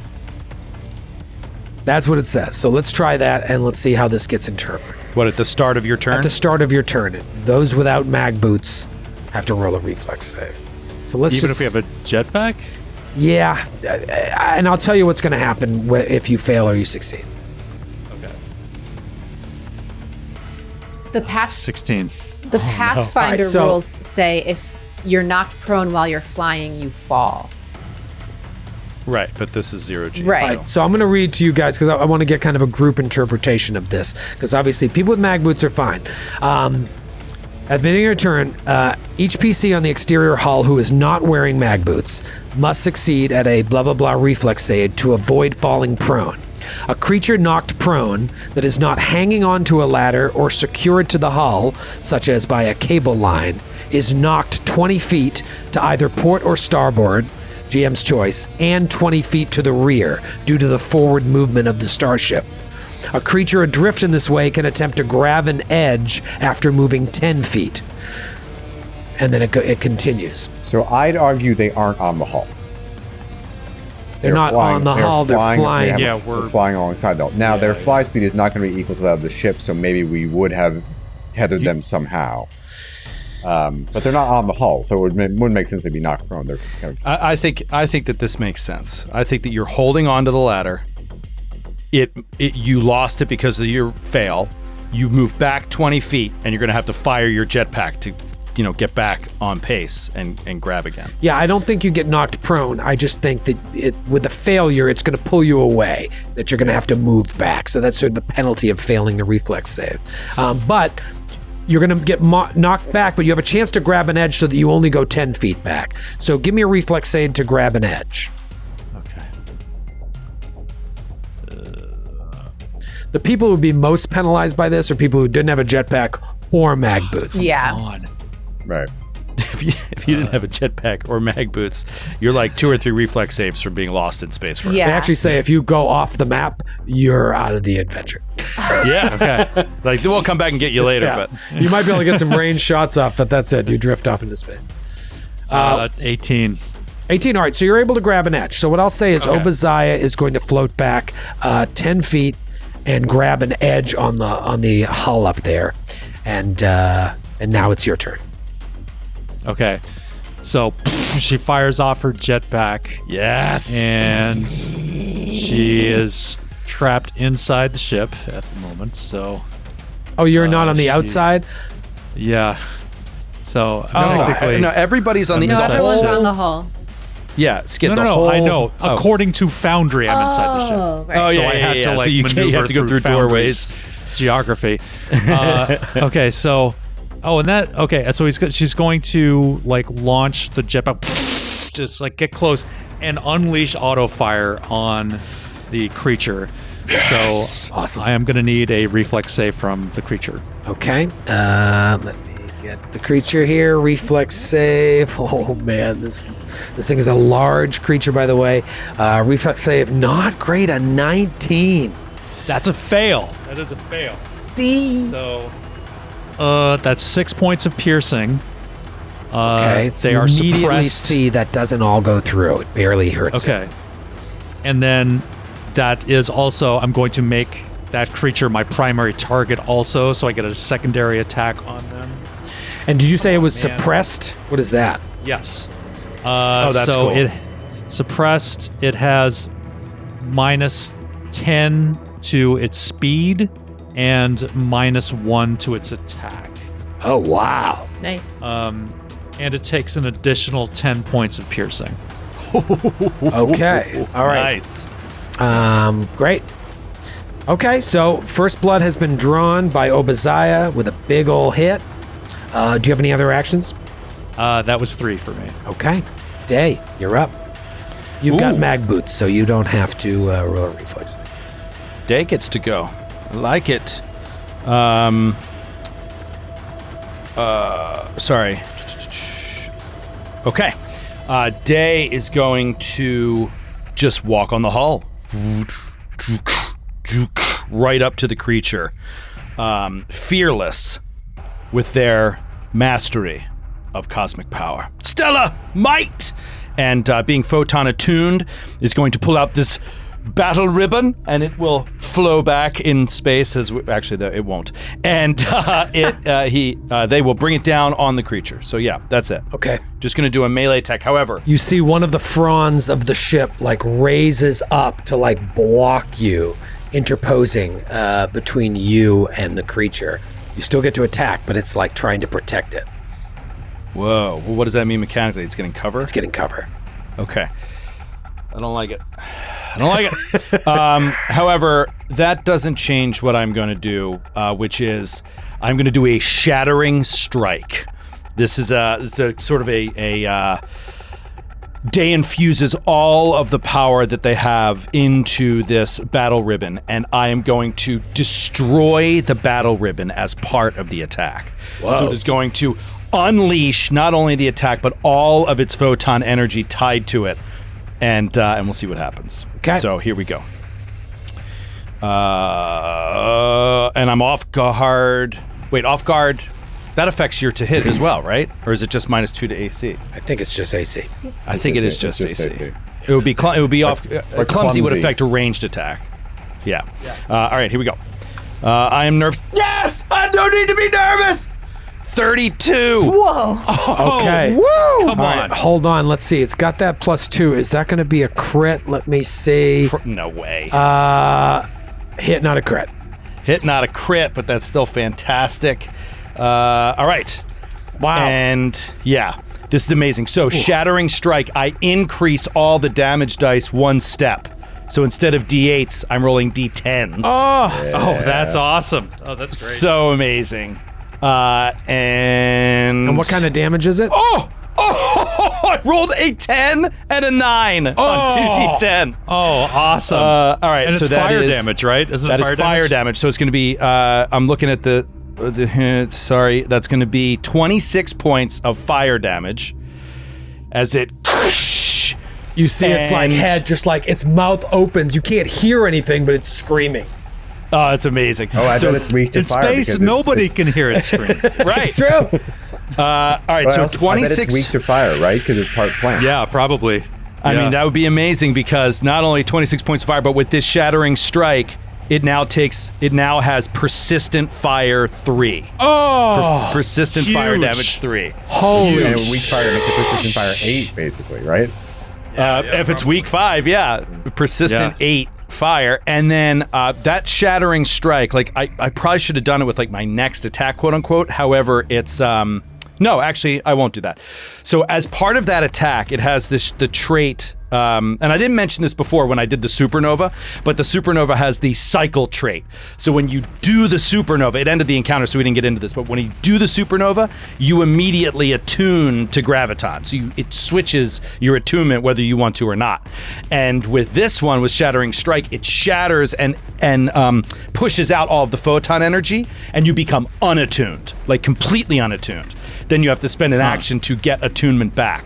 So what I am going to do is, so I moved up, I attack it, shatter it, and then I'm going to spend an action to attune to solar again. I'm going to do solar again. Okay. Yeah, or photon attunement. So that's my round. God, this looks so good. Navasi, it's your turn. Top of the round. You've got the jetpack, but you're going to experience the same thing Obadiah did. Give me a reflex save. Reflex. 19. 19. You are able to steady yourself and stay apace. Awesome. Okay, so I'm going to fly. I can fly 20 feet. So I'm gonna move right now. Okay. Because I'm trying to make my way to the other weapon. Yeah. Yeah, you fly out right to the starboard side of the ship, about 10 feet away from, 15 feet away from the creature. Sample 62. And I'm gonna do my envoy directive. Get him, of course. I single out this enemy for you guys to focus on. It gets a -1 circumstance penalty to AC and reflex saves until my next turn. Okay. And then Nice. I'm gonna lead by example and take a shot at it, even though I think I get negatives to the shot because I'm clumsy right now. Well, that's the thing. Clumsy should always include a number. So are we clumsy 1? Are we clumsy 2? Or what's... I've been sitting here trying to figure this out. Yeah, I would assume it's clumsy 1. I would assume clumsy 1 too. Okay. I So assumed it's just a clumsy -1. And it just says if I attack the target. It doesn't say if I hit it, so like it's fine. So I take out my laser pistol and I go to hit. Ooh, natty 17. So that's a 29 with the -1. That's a hit. Nice. Awesome. This So thing has a that's- high AC. 2 good rolls. This is again my laser pistol, so it's piercing, and you said that it didn't go all the way through. Right. It's only Why? 3. It's only 3 points of damage. I don't think it did anything. It didn't, but Yeah. that's okay. But I led by example, Isn't and the now laser pistol? it says Isn't the laser pistol 2d6p. fire? Isn't it fire damage? It says 2d6p on my sheet, and I'm assuming that means piercing. yeah. Yeah. But now you guys get a +2 circumstance bonus to damage rolls. So actually, it was a 7 because I got a +4. So 3 + 4, 7. 7 points of damage. Oh, 7 points damage? Okay, Yeah, so some of that forgot. does sneak through. All right, great. Couple things are going to happen. First thing that happens is you see like birthed out of the fronds and the like living part of the ship, this like biopod comes up. It's just like blah, blah, blah, blah, and like kind of fits itself around the body of the creature, around the body of sample 62, just like the ship is trying to protect it. So it put that frond up. Now it's having some like living mass that's starting to cling to the body of the creature. Then a couple vines start coming out and attack two of you. One comes at Obadiah. So one of these vines goes at Obadiah. That's going to be a 21 to hit. I think that is a miss. That is a miss. Okay, and you're not off guard while flying, right? It's not like, well, in 0G, are you all off guard? Yeah. I think I am, but it's still a miss. Still a miss, okay. That still sounds like a miss. Okay. For Obadiah. Look at the armor. Bring up that artwork again. Yeah, it's got the man. power armor. What's your vine gonna do to that? You've got like Fallout armor. Yeah, for the Emperor. Fuck, I'm a space marine, bro. Next one's coming at Navasi. Navasi, oof. All right, tweener, but you are off guard. It's going to be a 19 to hit. That's exactly it with the -2. You take 11 points of slashing damage. Okay, You're fighting this monster and the ship. And now it's the monster's turn. Sample 62 will go. It's standing there right in front of Day. Day just came up. Oh, never mind. Go ahead. Smashed it into it. It is going to whip you with its tail. The same feeling that I believe you felt when, like, the memory of Captain Imaz getting hit by the tail hit her. That memory hit you in the haunt. Now the actual tail is coming at you, and it's going to be a 34 to hit. That is a hit, not a crit. Oh! I'm just kidding. It's a crit. Oh, it is a crit. It's massive, massive crit. All right, so. Shit. All right, not low roll. Let's see. 22 points of piercing. Second action. Okay. Second action, it like hits you and then the tail coils around you and grabs you. Third. Okay, hold on a second. Okay. I'm doing a reaction. So I've got my John Jamsky. I reattuned. Give me my mic back. Lore Media. I reattuned.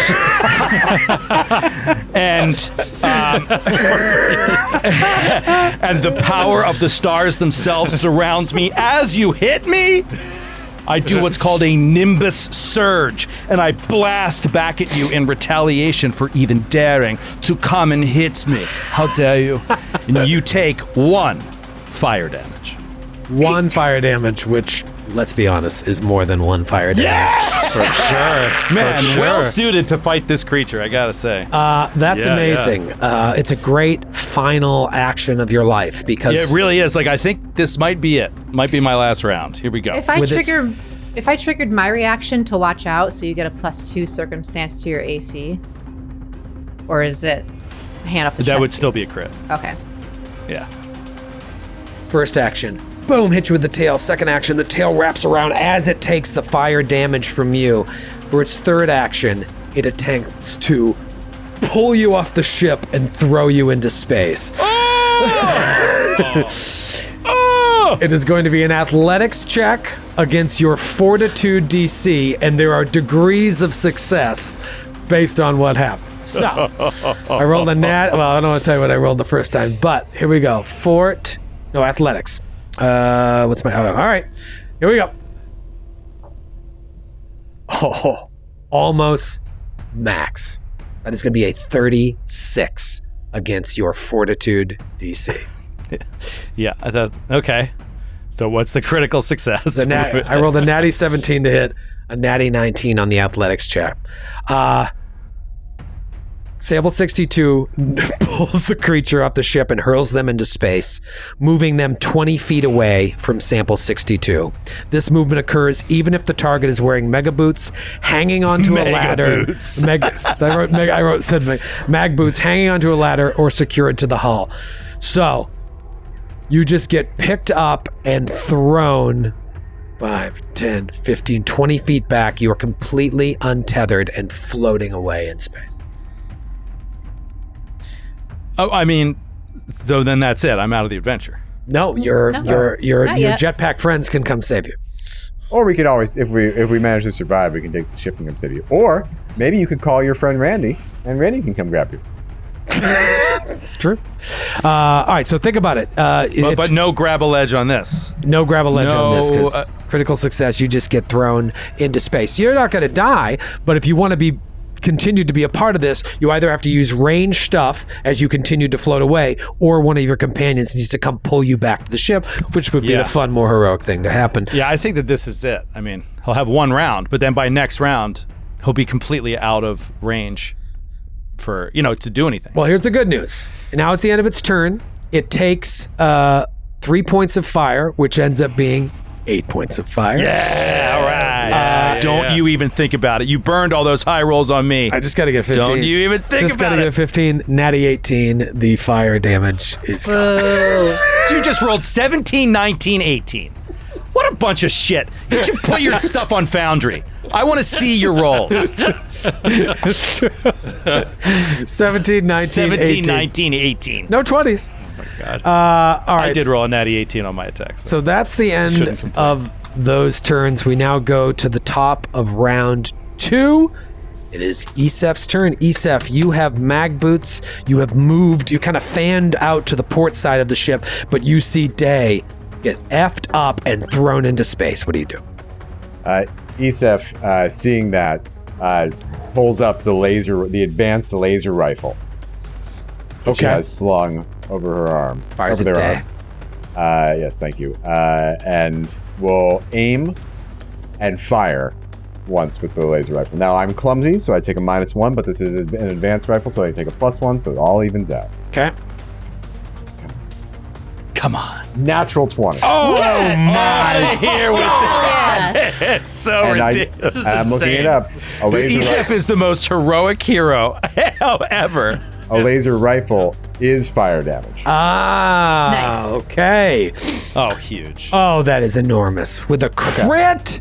So let me do. All right, it doesn't have like deadly property or anything. Make sure it doesn't have a property that might give it bonuses to its It crit. has the tech trait, Okay. but I don't see any properties Okay. here. All right, so double damage and it's fire. Huge. Okay. That is going to be. Oh, I can't forget my precision damage here. Yes. Is this from one the immune to aim. precision? Ooh. Okay, I don't double the precision though, right? That carries over. You do. You do I do double the double. precision on a crit, yeah. Yeah, unless it's not deadly, right? No. Okay, that's going to be 30 points of fire damage. Badass. I mean, Awesome. you just laid into this thing for 35 points of damage with one shot. One shot. Awesome. It's so amazing that this That's my thing has whole. That's my weakness whole to turn fire. though. I aim to get that extra damage. I mean, it's an amazing turn. Wait, what Yeah, else it was did you worth it do? for sure. Did you move? I know I drew the rifle because I you didn't draw. assumed Got I it, needed got it. both my hands to handle radioactive material. Yes. So I drew the rifle, aimed, and fired. I like the idea of you doing the whole radiation thing with a assault rifle or a laser rifle under your chin. Tucked in over there. I got this. It's Obazai's turn. Obazai, you see the fronds are all like forming this shell around the creature. What do you do? I yell through my transmitter. I said, "Captain, save the cat!" And because I would go after. I'm too far them, away. but I only can fly 20 feet. and I would be nerfing our success chances immensely if I went after them. Yeah, So- don't worry. I'm don't just worry saying, I about don't know The if I cat can can catch. take care of himself. it. You pick up day later. So I'm going Pick up a day to. later. One day later. I'm going to fire an aimed shot with my machine gun. Okay. That is a 23. 23's No, 23 to hit. 23's a miss. Okay. Then I'm going to boom and fire an incendiary grenade into it. Oh, Give me a reflex save. right into its amazing. mouth. All right, reflex Yeah. save. Let's see. All right, 32. Okay, that is a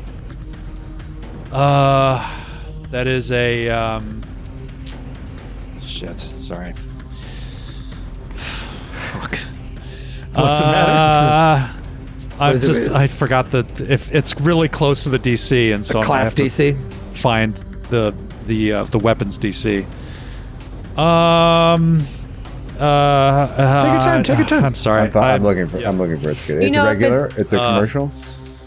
It is a. Oh, sorry. Okay, no, that's a crit success. So nothing. Crit success. All right, so it just one of the fronds just pops that grenade out of where it goes into space. Oh. Can't hear it. Explosion in there. All right, it is now Day's turn. Day, you are floating in space. This could be real bad. Yeah, it's over. I really love abilities that a single roll, you're completely out of a combat. Very interesting. It was 3 rolls. Can't you make a reflex roll. save now to grab something? He had to do the first hit. What's that? Can't you make a reflex save now to try to grab the shit? No, what I'm picturing, I threw what you Trey's saying is he threw me away. Yeah. Yeah, he threw me up and away from the ship, so there's no recovery, and I'm out of it. So I will, in this round, though, get a ranged attack. So I'll do 1 ranged attack with a clumsy, and here we go. Let's get a natural 20. Double checking my rule zonies. And what are you firing at it? I'm firing at it a solar shot from my photon attunement. It's a little fireball. Yeah. Oh, here we go. That's a natural 3, so I will spend my bottle cap. And you saved come that on. cap all the way to here? Yeah, I didn't use it on great. that will save when I became frightened, so I'm so glad I didn't use it. Here we go. It's the last roll of the day. Natty 18. Oh! Oh! Oh! That is a 29. Hit. Oh, thank God. Okay. That is going to be amazing. A 6 and a 5 on 2d6. Like, these 2 rolls Nice. back to back. So that is +2. 15 points of fire damage. +2. I keep forgetting to tell you guys everything's 17 +2. points of fire Oh my God, damage. yeah. 17 points of fire damage. It takes the clumsy because Day is sort of like flipping head over heels, but then turn around and blasts off a solar shot. So great. Yeah. You that's hit cool. this thing, it does the extra damage because it's weak to fire, and the creature falls. Yes! Day! And as the creature falls, it starts to float through space, but suddenly like the bloom like reaches up and grabs it and like cradles it in itself. So it's like bioadapted and connected like symbiotically to the creature, and it cradles it, and you realize this is perfect. If we can just finish with the radiation and turn the guns, it'll stay here, because if it floated throughout space, who Yeah. knows what could happen. I think So it's Navasi just says like, hey, holding keep your guns on that cradle while we finish the job with the guns. Also, what I realized, my character sheet that was pre-gen was wrong. The laser pistol is fire damage this whole time. That's what I thought. Yeah. Anyway, Oh wow! All I'm right. sure Well, chat was not going crazy. in defense of those sheets, we got those like before they had even hit an editor. Yeah. These are extremely raw. We might have a wrong version or whatever, but Captain, But that makes sense. That should be What? fire damage. to die alone in space is a fate worse than death. Should I put Day down? No, Day, dude, Obadiah, Day please, is on. You please don't hear get Day on the communicator to Randy. And Day's just like, Randy, oh, I'm getting nauseous. Please pick me up. Please pick me up. All right. I'm gonna. Can I fly back now and grab Day? Yeah. Yeah, Yeah. absolutely. okay. You Yeah, could the just combat's like over, so fly yeah. back, grab Day. So- That's amazing. I'm gonna do computers for this. That's so cool. I'm gonna do thievery. No, I'm gonna do computers. guns. I had better luck with computers last Yeah. time. Okay, Using a different die. go over. Ooh, Put the natty radiation Johns in. 14, 24 Locked in. 15. Nice. No. total. Lisa, all thumbs. Navasi comes over and aids you for your next one. She's like, listen, Thanks. you need to do this on your own. I can't just do it for you, all right? So Yes, Captain. here's what you got to do. Sorry. Boop, boop, boop, boop. She tells you, natty 15, so you get the plus, or wait, it's a 25 total. Is that a crit? Yeah. Okay, so you get Yeah, plus plus 2. that's a crit. All right. So I'll try again. Okay. Is gonna be +2, 22. You do it. Okay. You lock it in. Nice. You Nice. sabotage all 4 weapons with the radiation. You come back into the ship, and Captain Imaz, her ghost, reappears out of the console and says, "Is it done?" Yes. Everything's done. The creature's been neutralized. It's inside the pod. Perfect. Please, take my message, send it to the verdant paradise. Once you are out of range, I will take it from here. But do not worry, though I will be gone and my crew. The bloom will rebuild in time. Weird. Okay. Yes, Thank you, it Captain. is kind of weird. It was good to meet you. I only wish I could have met you in life. I feel as if we could have learned much from each other. Oh, I'm seeing someone. I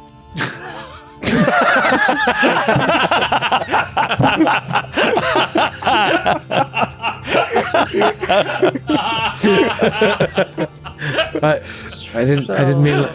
All right, see ya. I didn't mean it like that. This is awkward. Bye. Bye. Take that last awkward interaction with you into the next world. We'll never forget Reliving that last moment forever and ever. Way to go. I think we created a new haunt. Oh, I'm seeing something. That's not what I was saying. You get back on your ship. Randy, we need a containment protocol, just in case we've been affected or somehow latched onto by spores or drawn seeds, or I don't know what I'm saying. I feel Let's just sick. get some Funyuns and play Zelda. Okay. Okay. Sometimes I do like it when you're chill. Can I use my lore media to Sure. make sure that we disperse this in the proper fashion to the right people and get the news out there so that like we all are like also known as the heroes of the situation? Absolutely. And Spin it bump so that our we come social off really profiles. well. Yeah. And I'll aid you with lore infosphere to help make sure we're hitting all the right channels. And Day is also going to do like a little charity work here too, and make sure to buff the reputation of the captain and talk about how hard the captain worked to try to save her own ship, and how she had made the decision to go down with it, and just Maybe, live up to the hero Oh, I we thought all you knew were talking she about always me. was. Oh, I like Mayor. that. Oh no. I was Maybe going to say I didn't revise die. her final words. Yeah, exactly. Like he's going to cut out, or they're going to cut out any part of the interaction about kind of like weirdly hitting on our captain right at the end. From death, I mean, maybe leave it in. beyond the grave. Anyway, I just want to roll lore media. Yeah, do it. Yeah. Right. Oh, dude, natural 16. 23. Nice. All right, so you fire it off, and within like 20 minutes, the Verdant Paradise reaches out to you, and they thank you so much for your trouble, and they give you 1,500 credits for both your taking the initiative to do this, and also sort of implying, let's keep this all quiet. There's no reason this needs to become public. Because then people could go fly to that planet, take the specimen, and then spread this as a weapon. Like, what a horrible bioweapon, this thing that can adapt to anything. This creature had an ability, actually, if it uses its claws to attack you, it can then, you roll against adaptation, it can like steal traits from you. But where you guys lit it up so much, I went right to the dislodge. But anyway, so it's pretty clear, like, thank you for your trouble and thank you for your silence. Any information on Sample 62 and its planet of origin could spark corporate or public interest, and it's best kept confidential. They thank you for saving the Pack worlds from an incredibly dangerous creature. And just know that we, the Xenowardens, will consider you heroes, though no one on the Pack worlds will know of your heroism. Womp womp. Dude, I don't like that. There's a whole way we could spin this and not have ever mentioned these creatures, where they're from or what they did. Keep the threat vague, but also make sure that we get bumped up enough. So yeah, this 1,500 credits is great, but we'd love to make sure we get some ad revenue out of this. What? Relax. Public appearances? Relax. What? We made a There's copy. kind of like this little undercurrent, like this isn't a problem, right? And then like all of your data comes up. Oh. And so they know everything about you. So if this gets out, they know exactly where it came from. Like they watermarked our broadcast. And as you pull away, as the Randy Message received. takes the what's it called again? The outbush. Outrigger? Overhaul. Overhaul. The overhaul. The outbush. The outbush. The SS outbush. Outbush. The SS outbush. Tune in next time for the next adventures of the SS outbush. All these explosions on the bloom, these like green radioactive explosions, and just like nothing is left of the bloom except perhaps one little piece of biomatter that will regrow the ship someday. But will it be have any traces of sample 62? Who knows? That is the end of our adventure today. We did it. Amazing. No one died. Great job, Paizo. As always. Good adventure, Awesome. right? Like it had a lot of great, Yeah, that's really cool. callbacks to one stuff shot. we know. Like great one shot. Yeah, it's got a lot of yeah. alien, but it takes it in a fun new direction. And But a yeah. mysterious ship adrift in space floats by you, and you go on to help them, and it's just so cool. yeah, Yeah, it's called. that was It came from the vast. And this was because they've got a bunch of things that they've released. It came from the vast is Playtest Scenario 2. I believe Thurston Hillman is going to be running Playtest Scenario 1 either at Gen Con or leading up to Gen Con. So they gave us to debut Playtest Scenario 2. I'm sure many people will play it after us. But a lot of fun. Obviously this is our first time playing. We're stumbling through the rules a little bit and trying to translate Pathfinder, Starfinder. But again, I didn't spend really any time with the playtest rulebook. It ports over so easily, just with a lot of new flavor and a lot of like little tweaks here and there. If you can play Pathfinder 2e, get your hands on this book, start building some characters, and start playing in Pact World Space and the Vast once more. For Joe O'Brien, Matthew Capodicasa, Kate Stamas, and Skidmore, I'm Troy Lavallee. Have a great Gen Con. I can't believe day one's already over. We're on our way to Helium Comedy Club for Glass Cannon Live. Heck yeah. We'll see you tomorrow for day 2. We start 10 a.m. tomorrow. I can't remember what show it is, but it's going to be great. YouTube premiere. Pendragon, I believe. Pendragon finale. The finale of our Pendragon story. Oh my God. Tomorrow, 10 a.m. Eastern, youtube.com/theglasscannon. Thanks for watching. We'll see you real soon.